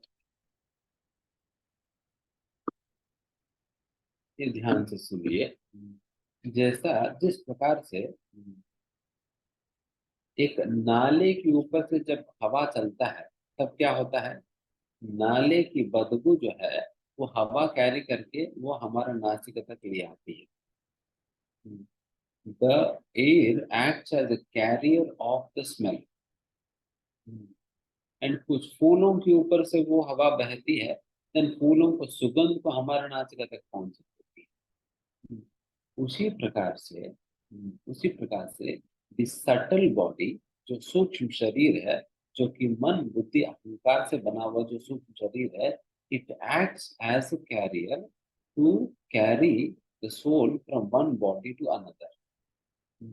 एक शरीर से दूसरा शरीर में स्थानांतरित करने के लिए एक कैरियर की तरह हमारा सूक्ष्म शरीर जो है, आत्मा को एक शरीर से दूसरा शरीर पर पहुंच देती है। तो इसका मतलब एक बहुत महत्वपूर्ण सिद्धांत यही है कि हम जब मरते हैं तब केवल हमारा स्थूल शरीर खत्म हो जाता है, बट सूक्ष्म शरीर रह जाती है। सूक्ष्म शरीर रह जाता है, स्थूल शरीर खत्म हो जाता है। जो कि स्थूल शरीर जो पृथ्वी जल वायु आकाश इतर से जो बना हुआ जो हमारा स्थूल शरीर है, वो जलकर खत्म हो जाएगा। बट हमारा सूक्ष्म शरीर जो कि मन बुद्धि अहंकार से बना हुआ है, वो रह जाती है। तो इसका मतलब ये हुआ, हम जब शरीर बदलते हैं, हमारा सूक्ष्म शरीर वैसे की वैसे रहती है, स्थूल शरीर बदल जाता है। तो इसका मतलब पिछले जीवन में जो हमारा मन बुद्धि अहंकार रहा है, वही इस जीवन में भी हमारे साथ है, फिर वही अगले जीवन में भी साथ रहेंगे, और वही अगले जीवन में भी साथ रहेंगे। मन बुद्धि अहंकार तो आप ही के साथ रहने वाले, जब तक आप इस भौतिक दुनिया में रहेंगे तब तक ये मन बुद्धि अहंकार आप ही के साथ रहेंगे। तो अभी इसमें एक बात ये समझने वाली है कि अगर इस मन बुद्धि अहंकार में हम खचड़ा भर के रखेंगे, देन अगले जीवन मन बुद्धि अहंकार को खोलेंगे तो क्या मिलेगा? कचड़ा मिलेगी। कचड़ा मिलेगी। अगर इस जीवन में मन बुद्धि अहंकार को साफ सफाई करने में हम मेहनत नहीं करेंगे, तो अगले जीवन में तैयार रहना कि कचड़ा की बदबू लेने, कचरे की बदबू लेने तैयार। तब ये मत कहना कि प्रभु जी वाई दिस एंगर, क्यों इतना गुस्सा आता? मैं चाहता तो नहीं, क्यों इतना गुस्सा आता? इतना इरिटेबल नेचर क्यों है मेरी? छोटे छोटे बातों पे मैं झगड़ा करने लग जाता हूँ। मेरे वाणी पे मुझे कोई कंट्रोल नहीं है, मैं क्या बोल रहा हूँ कोई कंट्रोल नहीं है। या मेरे अंदर इतना द्वेष क्यों आता है अन्यों के प्रति, इतना लालची क्यों हूँ? ये सारे चीजों के यही समाधान है, क्योंकि पिछला जीवन में आपने कोई साफ सफाई नहीं की, इसलिए ऐसा गंदा मन और बुद्धि इस बार तुम्हें मिला। अगर इस बार भी साफ सफाई नहीं करेंगे, अगली बार और गंदा मन और गंदा बुद्धि और गंदा अहंकार। इसलिए कम से कम इस बार तो हम साफ सफाई करना शुरू करें। साफ सफाई करना शुरू कर देना चाहिए। अपना मन बुद्धि अहंकार को साफ करना शुरू कर देना चाहिए। इसको अभी भी गंदा स्थिति में छोड़ो मत। बहुत हो गया, बहुत हो गया।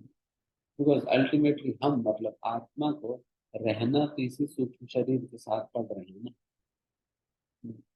देखिए मतलब बाथरूम में जब हम जाते हैं, हम सोचते कितना जल्दी हम निकल जाए, बिकॉज वहां पर गंदगी है, बदबू। इसलिए आज ही सुबह हमारे एक भक्त बता रहे थे, हमारा डिवोटी अपने घर पे उन्होंने क्या किया, अपने बाथरूम में उन्होंने लेबल लगा दिया। क्या लेबल लगाया?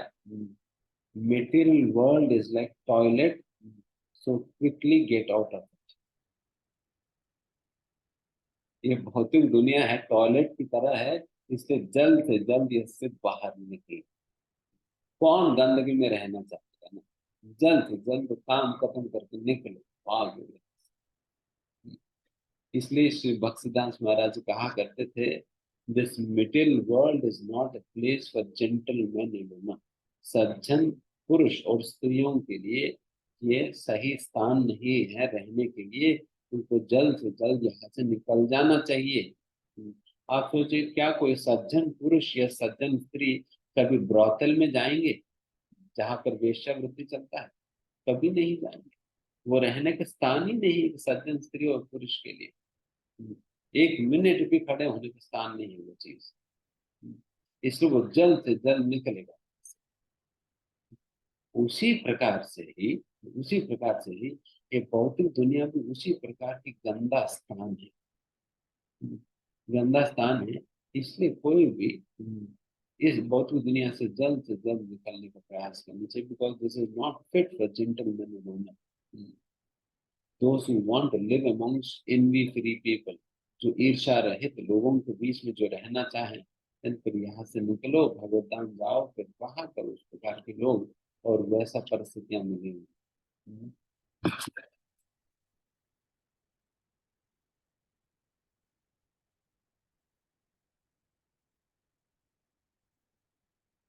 और फिर आगे भगवान फाइनली कहते हैं कि भगवान श्री कृष्ण किस प्रकार से कॉस्मिक लेवल से लेकर कॉस्मिक लेवल से लेकर हमारा व्यक्तिगत स्तर तक कैसे भगवान हर चीज को मेंटेन करता है, हर चीज को भगवान कैसे मेंटेन करता है बताओ। भगवान कहते हैं भगवान कहते हैं ये सूर्य और चंद्रमा को और अग्नि को प्रकाश प्रदान करने वाला कौन है? मैं स्वयं। It is Krishna who is supplying light to the sun and the moon.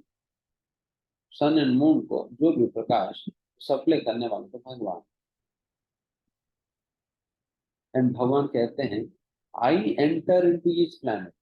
हर एक ग्रह वो अपने अपने ऑर्बिट में इतने आराम से कैसे घूम पा रहे हैं, इतना आराम से कैसे घूम पा रहे हैं। भगवान बता रहे हैं कि आई एंटर इनटू ईच प्लैनेट, मैं स्वयं हर एक ग्रह में प्रवेश करके उनको अपने ऑर्बिट में मैं सस्टेन करता हूँ। I enable them to revolve around their orbit in a definite time. I make it possible. And यहाँ तक भी, ठीक है, अभी कॉस्मिक लेवल पर बात किया। अगर हमारे व्यक्तिगत रूप में बात करें, हम खाना तो खूब खा लेते हैं। पकौड़ा खा लिया, गुलाब जामुन खा लिया, पराठा खा लिया, ये खा लिया, वो खा लिया, उसके ऊपर आइसक्रीम भी डाल दिया, सारा का सारा इकट्ठा मिला उला कर फिर सारा डाल दिया अंदर। अभी प्रश्न ये है, पचाता कौन? जो भी आप खा तो लिया है, पचाने का काम कौन करते हैं? भगवान कहते हैं अहम वयवश्वानरो भूत्वा प्राणिनां देहमाश्रिता प्राणापान समायुक्तम पचाम्यन्नम चतुर्विधम। ये चार प्रकार की अन्न को पचाने का काम मैं स्वयं करता हूँ अर्जुन। तुम खा तो लेते हैं, बट कभी तुमने सोचा क्या इस अन्न को पचाने वाला कौन है? भगवान कहते हैं उस अन्न को पचाने वाला भी मैं हूँ। और कैसा पचा रहा हूँ? वैवस्वानरो भूत्वा। वैवस्वानरो नामक अग्नि, जिसको डाइजेस्टिव फायर कहते हैं हम, उसको वैवस्वानरो कहते हैं इसमें। वो अग्नि प्रज्वलित करने वाला मैं हूँ। और उस अग्नि ही आपकी जो भी आपने खाया है उस अन्न को पचाने में मदद करती है। इसलिए अर्जुन, तुम्हारे को भी जो भी मदद मैं ही कर रहा हूँ। फिर भगवान कहते हैं सर्वस्य चाहं हृदि सन्निविष्टो मत्तस्मृतिर्ज्ञानमपोहनं च वेदैश्च सर्वैरहमेव वेद्यो वेदान्तकृत् वेदविद् एव चाहम्। बहुत बहुत इंपॉर्टेंट श्लोक, वन ऑफ द इम्पोर्टेंट श्लोकास in Gita, one of the most important श्लोकास इन गीता। ध्यान से सुनिए। यहाँ पे बताया सर्वस्य चाहम हृदि सन्निविष्ट। अर्जुन, मैं सभी का हृदय में मैं स्थित हूँ। सभी का हृदय में, हृदय हृदय सन्निविष्ट, सभी का हृदय में। सर्वस्य चा अहम, अहम मतलब मैं, सर्वस्य मतलब सभी का, हृदय में मैं स्थित हूँ। भगवान सभी का हृदय में भगवान स्थित है। फिर बैठकर भगवान क्या करते हैं? बैठकर भगवान क्या करते हैं? तो मत्त स्मृतिर ज्ञानम अपोहनम च। भगवान कहते हैं मैं हृदय में बैठकर परमात्मा के रूप में सभी को स्मरण और बुलाने की शक्ति मैं खुद दे रहा हूँ। अगर कुछ आप याद कर पा रहे हैं, वो कौन करवा पा रहे हैं? कौन करवा रहे हैं आपसे? भगवान। आप कुछ भूल भी जा रहे हैं, वो कौन करवा पा रहे हैं? भगवान करवा रहे हैं। इसलिए ये बहुत अच्छा श्लोक है स्टूडेंट के लिए। अगर एग्जाम में फेल हो गया तो वो यही कहेगा मम्मी भगवान सब कुछ भुला दिया, भगवान ने सारा भुला दिया, इसलिए मैं एग्जाम में फेल हो गया। अगर तुम्हें कुछ भी कहना है उनसे कहो, मेरे से कुछ नहीं, क्योंकि मेरा थोड़ी गलती है। चाहे गीता खोलो तो उसमें 15वें अध्याय की 15वां श्लोक में भगवान ने क्या कहा? मत्त स्मृतिर ज्ञानम अपोहनम, अपोहन मतलब भुलाना। भगवान ने तो मुझे बुला दी, इसलिए मैं भूल गया।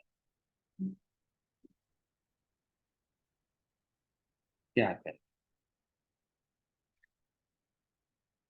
देखिए, ये बुलाने का शक्ति भी बहुत बहुत महत्वपूर्ण है। आप जरा सोचना, जरा सोचना कि अगर बुलाने का शक्ति ही नहीं तो हमारा जीवन कितना दुर्भर हो जाए। मान लीजिए कि हमारे परिवार में कोई मर गए, हम बहुत दुखी होते हैं, रोते हैं, दिन भर रोते हैं, बहुत अफसोस फील करते हैं, बहुत दुखी होता है। अगर हम भूल नहीं पाएंगे देन कब तक इसी प्रकार से रोते ही रहेंगे ना, कभी नॉर्मल लाइफ में आप हम आ ही नहीं पाए। इसलिए it is a great boon of the Lord कि भगवान हमें बुला रहे हैं, भगवान हमें बुला रहे हैं। अगर भगवान नहीं बुलाएंगे हम जीवन जी ही नहीं पाएंगे, हमेशा उसी दुख में हम बने रह जाएंगे, भूल ही नहीं पाएंगे। भगवान बुलाकर बहुत अच्छा कर रहे हैं। अगर मानो कि अगर किसी ने हमें कुछ कह दिया, किसी ने हमें कुछ कह दिया, डांट दिया, गाली दिया, हमारे साथ कुछ गलत कर दिया, अगर हम इसे भूल नहीं पाएंगे देन जीवन भर उस व्यक्ति के प्रति द्वेष ही तो हम कैरी करेंगे, हमेशा उनके प्रति द्वेष ही हम रहे। भगवान बुलाकर बहुत अच्छा कर रहे हैं, बहुत अच्छा। इसलिए हमेशा स्मरण शक्ति ही फायदा नहीं करती है, बुलाने का शक्ति भी भगवान का वरदान है, परिस्थिति के अनुसार, परिस्थिति के अनुसार। इसलिए ये दोनों ही वरदान के रूप में भगवान हृदय में बैठकर हमें ये वर देते हैं। फिर उसके बाद एक महत्वपूर्ण सेंटेंस भगवान बता रहे, वेदैश्च सर्वैरहमेव वेद्यः। वेदैश्च सर्वे, सारा वेद शास्त्रों के द्वारा, what is to be known, किन को जानना है, क्या जानने के लिए इतने सारा वेद शास्त्र लिखा गया है। सारा या दूसरे वचनों में पूछा जाए, सारा वेद शास्त्रों का क्या निचोड़ है, क्या सार है, कि सारा वेद शास्त्र मिलकर मेरे से क्या कहना चाह रहे, कौन सा संदेश मुझे देना चाह रही है सारा वेद शास्त्र में। ये भगवान कहते हैं अहम एव वेद्यः। सारा वेद शास्त्रों के द्वारा जानने का विषय है वो मैं स्वयं। I am to be known through all the vedic scripture, सारा वेद शास्त्रों का अध्ययन करके मुझे ही जानने के लिए प्रयास किया जाता है। इसका मतलब ये हुआ, अगर किसी ने सारा वेद शास्त्रों का अध्ययन कर लिया बट भगवान श्री कृष्ण को उसने समझा नहीं, जिसका मतलब उन्होंने पढ़ा क्या, उन्होंने पढ़ा क्या, उसने उनको समझ के आया। दूसरी ओर अगर किसी ने भगवान श्री कृष्ण को समझा देन उनको बाकी और कोई वेद शास्त्र पढ़ने का क्या ही जरूरत, क्या जरूरत है। जिसने कृष्ण को ही समझ लिया है उनको वेद शास्त्रों का अध्ययन करने का जरूरत ही क्या है। तो उस प्रकार से इस बात को समझना, because there are many many people so called scholars. जैसा उस दिन मैं PhD scholar position Punjab university के पीएचडी प्रोफेसर है, जो पीएचडी स्कॉलर्स को गाइड कर रहे हैं, उसके विषय में बता रहा था मैं। जैसा हमारे एक प्रभुराज महाराज है, वो एक पीएचडी स्कॉलर से मिले थे, जिसने गीत गोविंद पे उन्होंने पीएचडी किया।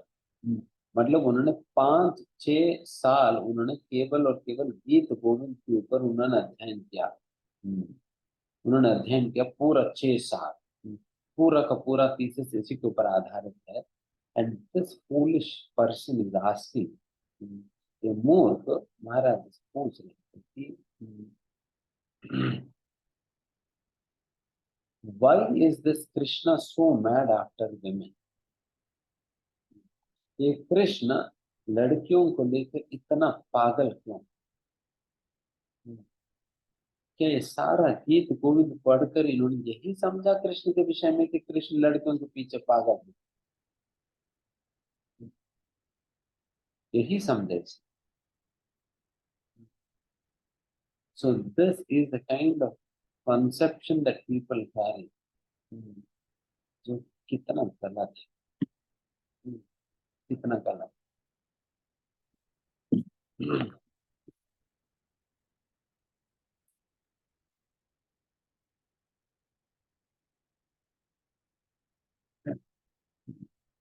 जस्ट इमेजिन कि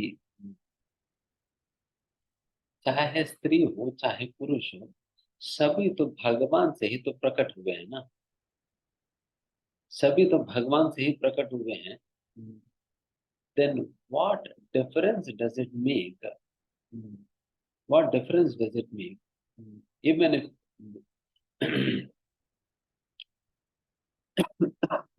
what difference does it make कि वो कोई स्त्री है पुरुष है क्या है, भगवान को क्या मतलब। कि जो भी सौंदर्य अगर किसी स्त्री में भी हो किसी पुरुष में भी हो, सारा सौंदर्य का स्रोत तो भगवान है। भगवान है। एक समय पर तो वैसे ही कोई भगवान को मोहित करने के लिए, भगवान को मोहित करने के लिए जो नर नारायण के रूप में जब भगवान थे, नर नारायण के रूप में जो भगवान भगवान को मोहित करने के लिए एक अप्सरा को भेजे थे, तिलोत्तमा अप्सरा को भेजे थे। देन भगवान ने देन भगवान तपस्या करते हुए भगवान के शरीर से इतने सारे अप्सराएं प्रकट होने लगी। एंड ये एक एक अप्सरा जो है, एक अप्सरा के सामने ये जो अप्सरा आई है स्वर्ग से, वो नौकरानी की तरह भी नहीं लग रही थी, नौकरानी की तरफ भी नहीं लग रही थी, इसलिए शर्मिंद होकर भाग गई।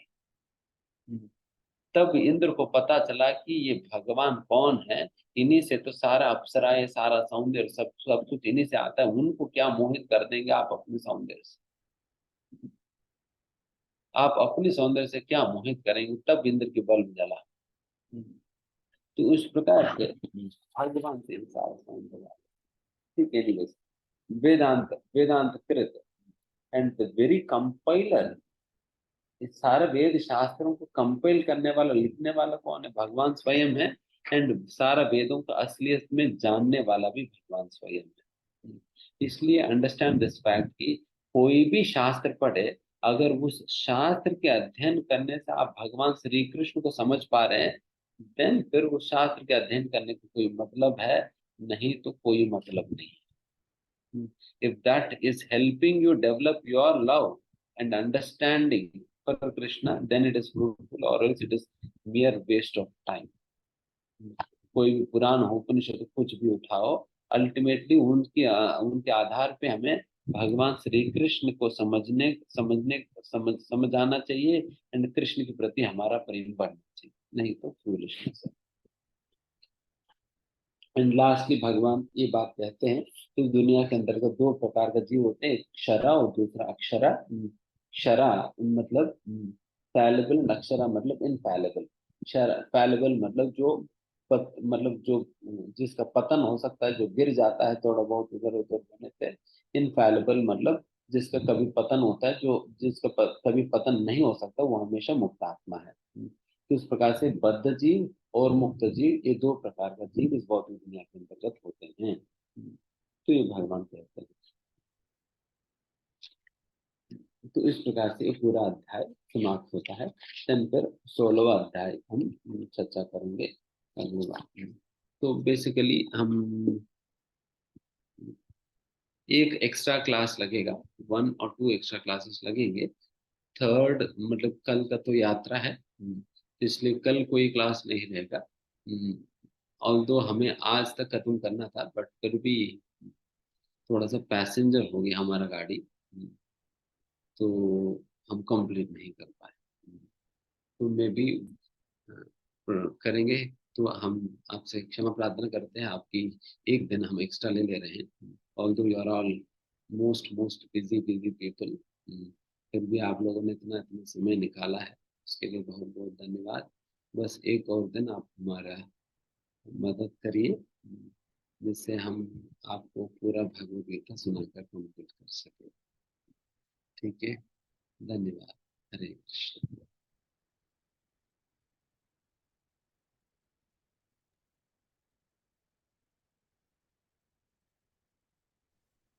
Hare Krishna. Thank you so much, Prabhuji, for a wonderful session on chapter 14 and 15. So, Before we go to question answers, quick announcements for everyone. Announcements कर देते हैं हम। तो यात्रा के लिए I hope you are all ready, आप सभी तैयार हैं। तो कल सुबह हम निकल रहे हैं बरसाना धाम के लिए। बरसाना धाम की जय। तो नोएडा से जो भक्त जा रहे हैं वो नोएडा मंदिर में सुबह आ सकते हैं, 4:30 बजे मंगल आरती के लिए आ सकते हैं। 4:30 to 5:30 PM हम भगवान की मंगल आरती अटेंड करेंगे नोएडा मंदिर में, और उसके बाद 5:30 बजे हमारी बसेस निकलेंगी यहाँ नोएडा मंदिर से, सेक्टर 33 NTPC के सामने। सो वहाँ से आप चल सकते हैं।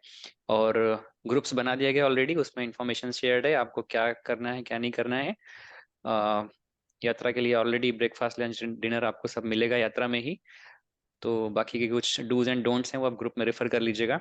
एंड जो लोग ग्रेटर नोएडा वेस्ट से जा रहे हैं तो गौर सिटी 1 से वहाँ से बस रहेगी, एंड 4 मूर्ति चौक से रहेगी। तो आप 5:30 पे गौर सिटी 1 से बस ले सकते हैं, या फिर 5:40 से 4 मूर्ति चौक से ले सकते हैं। नेक्स्ट, सर्टिफिकेशन के लिए जो क्राइटेरिया है, आपको एटलीस्ट 7 क्विजेज जो आपकी पोस्ट हो रही हैं सेशंस की, एटलीस्ट 7 क्विजेज में आपको पार्टिसिपेट करना है, और एक मेगा क्विज जो होगा फाइनल क्विज उसमें पार्टिसिपेट करना है भगवत गीता कोर्स के सर्टिफिकेशन के लिए। और मेक श्योर कि आप अपना जो क्विज दे रहे हैं उसमें आपका नेम एंड कॉन्टेक्ट नंबर एकदम सही भरा हो, क्योंकि अलग अलग नेम अगर आपने डाला तो फिर वो कंफ्यूजन हो जाएगा। सो मेक श्योर कि आपका जो कॉन्टेक्ट नंबर और नेम है वो सही पड़ा हो क्विज में। एंड वन मोर रिगार्डिंग उड़ान फेस्टिवल, जो भी यूथ्स यहाँ पे हैं उनके लिए इंफॉर्मेशन है कि एक बहुत बड़ा मेगा यूथ फेस्टिवल इसको नोएडा की तरफ से ऑर्गेनाइज हो रहा है, जो कि 29 अक्टूबर को जो नोएडा का क्रिकेट स्टेडियम है वहाँ पे होगा। तो इट्स मेगा यूथ फेस्टिवल, इसमें बहुत सारे सेलिब्रिटीज भी आ रहे हैं। Doctor Vivek Bindra ji, one of the most popular motivational speaker of India, or you can say of the world. So he is also coming. Amog Leela Prabhuji, our dearest devotee, जो is quite popular on YouTube. So Amog Leela Prabhuji भी आ रहे हैं। B Prague जो कि quite popular singer हैं वो भी आ रहे हैं। एंड हमारे dear most his holiness Lokanath Swami Maharaj, he will also be there.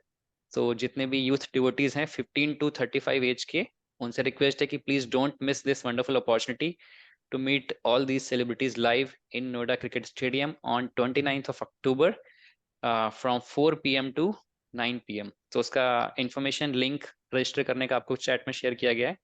So please do register. उस पर आप फॉर्म पे क्लिक करके, रजिस्ट्रेशन लिंक पे क्लिक करके आप उसको रजिस्टर कर सकते हैं और इस अपॉर्चुनिटी का फायदा उठा सकते हैं। It's kind of once in a lifetime opportunity जो आपके नोएडा में ही हो रहा है, इतना बड़ा मेगा यूथ फेस्टिवल जिसमें 25 to 30,000 youths are expected. So please don't miss this opportunity. Okay, so कल हमारी यात्रा भी है, तो क्विकली हम कुछ 1-2 क्वेश्चंस ले लेते हैं। प्रभु जी इज देयर, सो ओके, आप हैंड्स रेज कर सकते हैं। इशू माता जी, yes you can ask your question. Hare Krishna प्रभु जी, मेरा सवाल ये था कि आपने ये बताया था कि भगवान हम सबके मन में रहते हैं और वो ही हमें याद करवाते हैं, भुलवाते हैं। तो ये पावर सबके में वेरी कैसे करती है? मतलब कुछ लोग सॉफ्ट हार्टेड होते हैं और कुछ लोग मतलब दे वेरी करते हैं ना कि कुछ लोग जल्दी भूल जाते हैं, कुछ लोग जल्दी याद कर लेते। तो हाउ डज दिस वरी?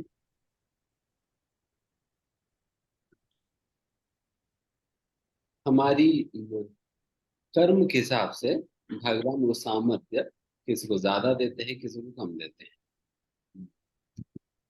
हमारे कर्म के हिसाब से हमने जिस जिस प्रकार की कर्म किया हुआ है उन कर्मों के आधार पर हमें फैकल्टीज निर्धारित होता है।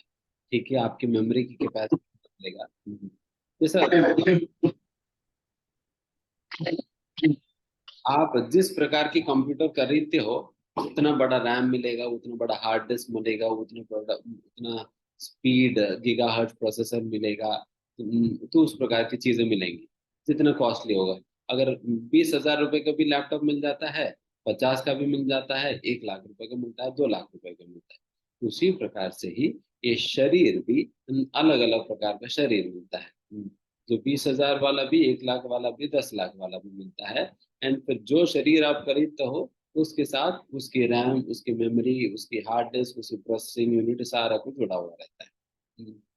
तो फिर हमने कितना पैसा दिया मुझे पता नहीं है, फिर उसके हिसाब से ही हमें अपना अपना शरीर मिला। एंड भगवान उसी हिसाब से ही चीजें डिलीवर करते हैं, जितना कि पैसा हमने चुकाया है कर्म की मदद से। जितना चुकाया उसके हिसाब से, ठीक है तुम्हारा 5 GB की रैम लगता है, ठीक है 5 GB डाल दो। तो डालने वाला तो भगवान है, बट कितना GB डालना है वो आपके कर्म निर्धारित करें। ठीक है।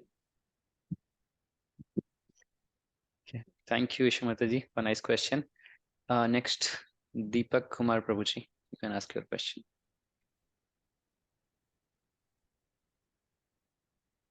हरे कृष्णा प्रभु। हरे कृष्ण। प्रभु मेरा क्वेश्चन है, आज के करीब 5,000 साल पहले महाभारत में ये मतलब गीता का उपदेश दिया गया था। तो उसमें प्रभु ने कहा था, कृष्णा ने, कि सब कुछ मैं ही हूँ, मतलब करता भी हूँ, सब कुछ मैं हूँ, मतलब जितने इंसान निकले सब हमसे हैं और सब में मैं ही हूँ। तो मुझे एक चीज, ये क्लैरिटी चाहिए कि जैसे कहते हैं अगर मैं सब कुछ हूँ, सब कुछ करता हूँ, मैं आज भी था, मतलब मैं क्या नाम है, वर- वर्तमान में था, भूत में भी हूँ और भविष्य में भी रहूंगा, और सबको पता है कि इसको क्या काम करना है, क्योंकि सब में मैं ही हूँ, करने वाला मैं ही हूँ। तो ये कैसे वो डिसाइड करते हैं किसको कौन सा काम करना है, किसको कौन सा काम नहीं करना है? ये इसके तो ऑलरेडी सब प्रभु की है, तो किसको अच्छा काम करना है, किसको बुरा काम करना है, ये कैसे डिसाइड होता है? देखिए, ये समझना होगा कि हम everything in life is not destined. मतलब हर चीज निर्धारित नहीं है, केवल कॉन्सिक्वेंसेस या रिजल्ट्स निर्धारित है, बट एक्शंस आपकी चॉइस है। इसलिए कोई भी व्यक्ति चोरी करके ये नहीं कह सकते हैं कि भगवान ने मेरे से कराया चोरी। चोरी करके ये नहीं कह सकते कि भगवान ने मेरे से कराया चोरी। चोरी करना नहीं करना आपने चूज किया। उसका परिणाम आपको क्या मिलना है वो आपके कर्म कहेंगे। उसकी परिणाम, एक तो आप पक, पकड़ा जाएंगे एंड फिर पिटाई होगी, या नहीं तो तुम्हें पैसा मिल जाएगा और पैसा एंजॉय करेंगे। कोई सा भी परिणाम हो सकता है, वो परिणाम आपका अपने कर्म के हिसाब से मिलेगा। बट आप जो चॉइस है चोरी करने की, वो आपकी एक्शन है, जिसके लिए आगे जाकर आपको कर्मफल भुगतना, कर्मफल भुगतना होगा। इसलिए सिंपल फॉर्मूला आप याद रख सकते हैं, action is my choice, result is destined as per me कर्म।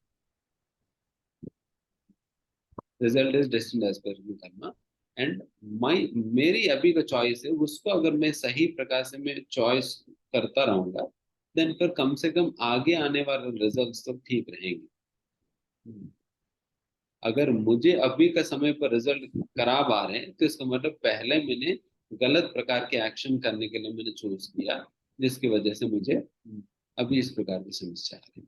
तो इसलिए अभी मैं चॉइसेस में ठीक करूं, देन फिर आगे आने वाला रिजल्ट्स ठीक रहे। अभी क्लियर है ये पॉइंट? तो लेकिन प्रभु, हाँ, लेकिन कृष्णा का कहना है कि सब कुछ मैं ही करता हूँ। मतलब अगर किसी इंसान का दिमाग चेंज करना हो तो मैं कर सकता हूँ, किसी इंसान में कैसे करना क्या, तो क्या वो इस चीज को मतलब मॉडिफाई या चेंज नहीं कर सकते कि तुम अच्छे ही काम करो, बुरे काम क्यों करते हो, जो लोगों के लिए मतलब लोगों को परेशानी पैदा करे, अन्य लोगों मतलब भगवान उनके दिमाग चेंज कर सकते हैं ना, उनसे अच्छा काम करवा सकते हैं ना, वो प्रश्न पूछ रहे हैं। जी सर। देखिए, भगवान के अंदर सामर्थ्य है कि किसी से भी अच्छा काम करवाने की। बट बात यह है कि भगवान कभी भी हमारे हमारे को दिया हुआ अल्प स्वतंत्रता में इंटरफेयर नहीं करते। माइन्यूट इंडिपेंडेंस हर किसी के पास है। माइन्यूट इंडिपेंडेंस हर किसी के पास है। उस माइन्यूट इंडिपेंडेंस में भगवान हस्ताक्षेप नहीं करते, बिकॉज अगर माइन्यूट इंडिपेंडेंस को भी भगवान छीन लेंगे, देन प्रेम का कोई मतलब नहीं रहेगा। देन प्रेम का मतलब नहीं रहेगा। प्रेम का मतलब तभी है जब व्यक्ति के पास फ्री विल है, तब भी वो मुझे छोड़ रहे हैं प्रेम कर। इसलिए भगवान वो फ्री विल जीवों के पास छोड़ देते हैं, एंड उस फ्री विल को, उस फ्री विल या अपने अल्प स्वतंत्रता को जो भगवान ने दिया है, अगर उसको सही प्रकार से जिसने उपयोग किया, वो अच्छा काम करेगा। जिसने अल्प स्वतंत्रता की गलत प्रयोग किया, फिर वो गलत काम में पड़ जाता है। इसलिए भगवान उनको जबरदस्ती अच्छा काम नहीं कर पाएंगे, क्योंकि अगर भगवान को भक्त बनाना है, क्या हमारा दिमाग में वायरिंग को थोड़ा सा चेंज कर दे तो सभी भक्त बन जाएंगे ना? देन इतना सारा कंफ्यूजन ही नहीं रहेगा, देन सभी ही भक्त है, और क्या? थोड़ा सा वायरिंग ही बदलना है, तो हो गया काम। बट भगवान इसमें अपना हाथ नहीं डालते, हम तो कर सकते बट फिर भी नहीं डालते, बिकॉज भगवान चाहते हैं कि हम अपनी इच्छा से ही भगवान के पास आए, जबरदस्ती नहीं। जबरदस्ती नहीं, तो इसलिए भगवान ये करते हैं। ठीक है, ठीक। हरे Thank you, Pru. Thank you, Pruji. One last question we can take, Pruji, from Tarun Preeti Gautam. Pruji, you can ask the question.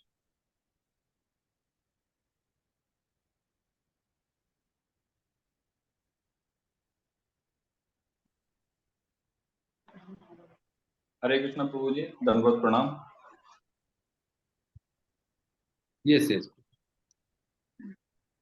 हरे कृष्ण प्रभु जी, हाँ हाँ, दंडवत प्रणाम। प्रभु जी, मेरा क्वेश्चन क्लास से थोड़ा हटके है। अभी यहाँ पे एक महाराज जी आए थे, परशोत्तम महाराज जी जो है उड़ीसा से, उन्होंने एक अनाउंसमेंट किया था कि अभी एक अभियान चल रहा है जिससे हाथ से गीता लिखी जाएगी। तो इस्कॉन से वो नोटबुक प्रोवाइड कराई जाएंगी जिसमें आपको गीता जो है हाथ से लिख के और उनको देनी है इस्कॉन के सेंटरों पे। तो ऐसी कोई नोटबुक अपने नोएडा सेंटर पे है क्या? अभी तक हमारा जानकारी में भी आया नहीं, मे भी ये योजना शायद परिकल्पना में है। अभी जैसा वो लॉन्च करेंगे तो पता चलेगा, शायद ये प्लानिंग स्टेज में। उसमें उन्होंने एक मिशन रखा है कि 1 करोड़ गीता जो है हाथ से लिखने का। अच्छा, अभी तक हमें वो संदेश हमें मिला नहीं ऑफिशियली, इसलिए मुझे भी पता नहीं इसके विषय। Okay, Hare Krishna. Okay. Thank you, Pruji, and thank you, Pruji, for clearing all the question answer. And sorry, Mataji, I think there are 1-2 more hands raised, but अभी कल यात्रा भी है तो सभी डिवोटीज को तैयारियां भी करनी है। सो अगर किसी का और क्वेश्चन है हम कर ले सकते हैं। सो धन्यवाद करेंगे एक बार प्रभु जी का हम हरे कृष्ण महामंत्र बोल के। हरे कृष्ण कृष्ण कृष्ण हरे हरे, हरे राम राम राम हरे हरे। तो थैंक यू, आप सभी का भी बहुत बहुत धन्यवाद सेशन को अटेंड करने के लिए।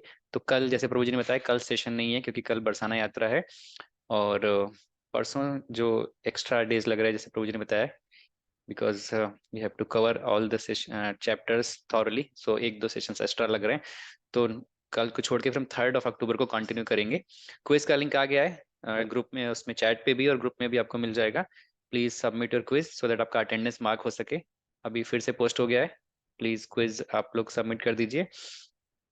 एंड मंत्रा मेडिटेशन का फॉर्म भी आपको ग्रुप में आ जाएगा, उसको भी प्लीज जरूर भर दीजिए सो दैट जो मॉर्निंग सेशंस शुरू हो रहे हैं वो आप अटेंड कर सकें। 6:15 to 6:45 ये 4th of October से शुरू हो रहा है, 6:15 से 6:45 तक। ओके, सो पुनः आप सभी का बहुत बहुत धन्यवाद। अब मिलते हैं हम परसों यानी कि 3rd of October को आगे के चैप्टर्स के साथ प्रभु जी के साथ। Thank you so much. Hare Krishna.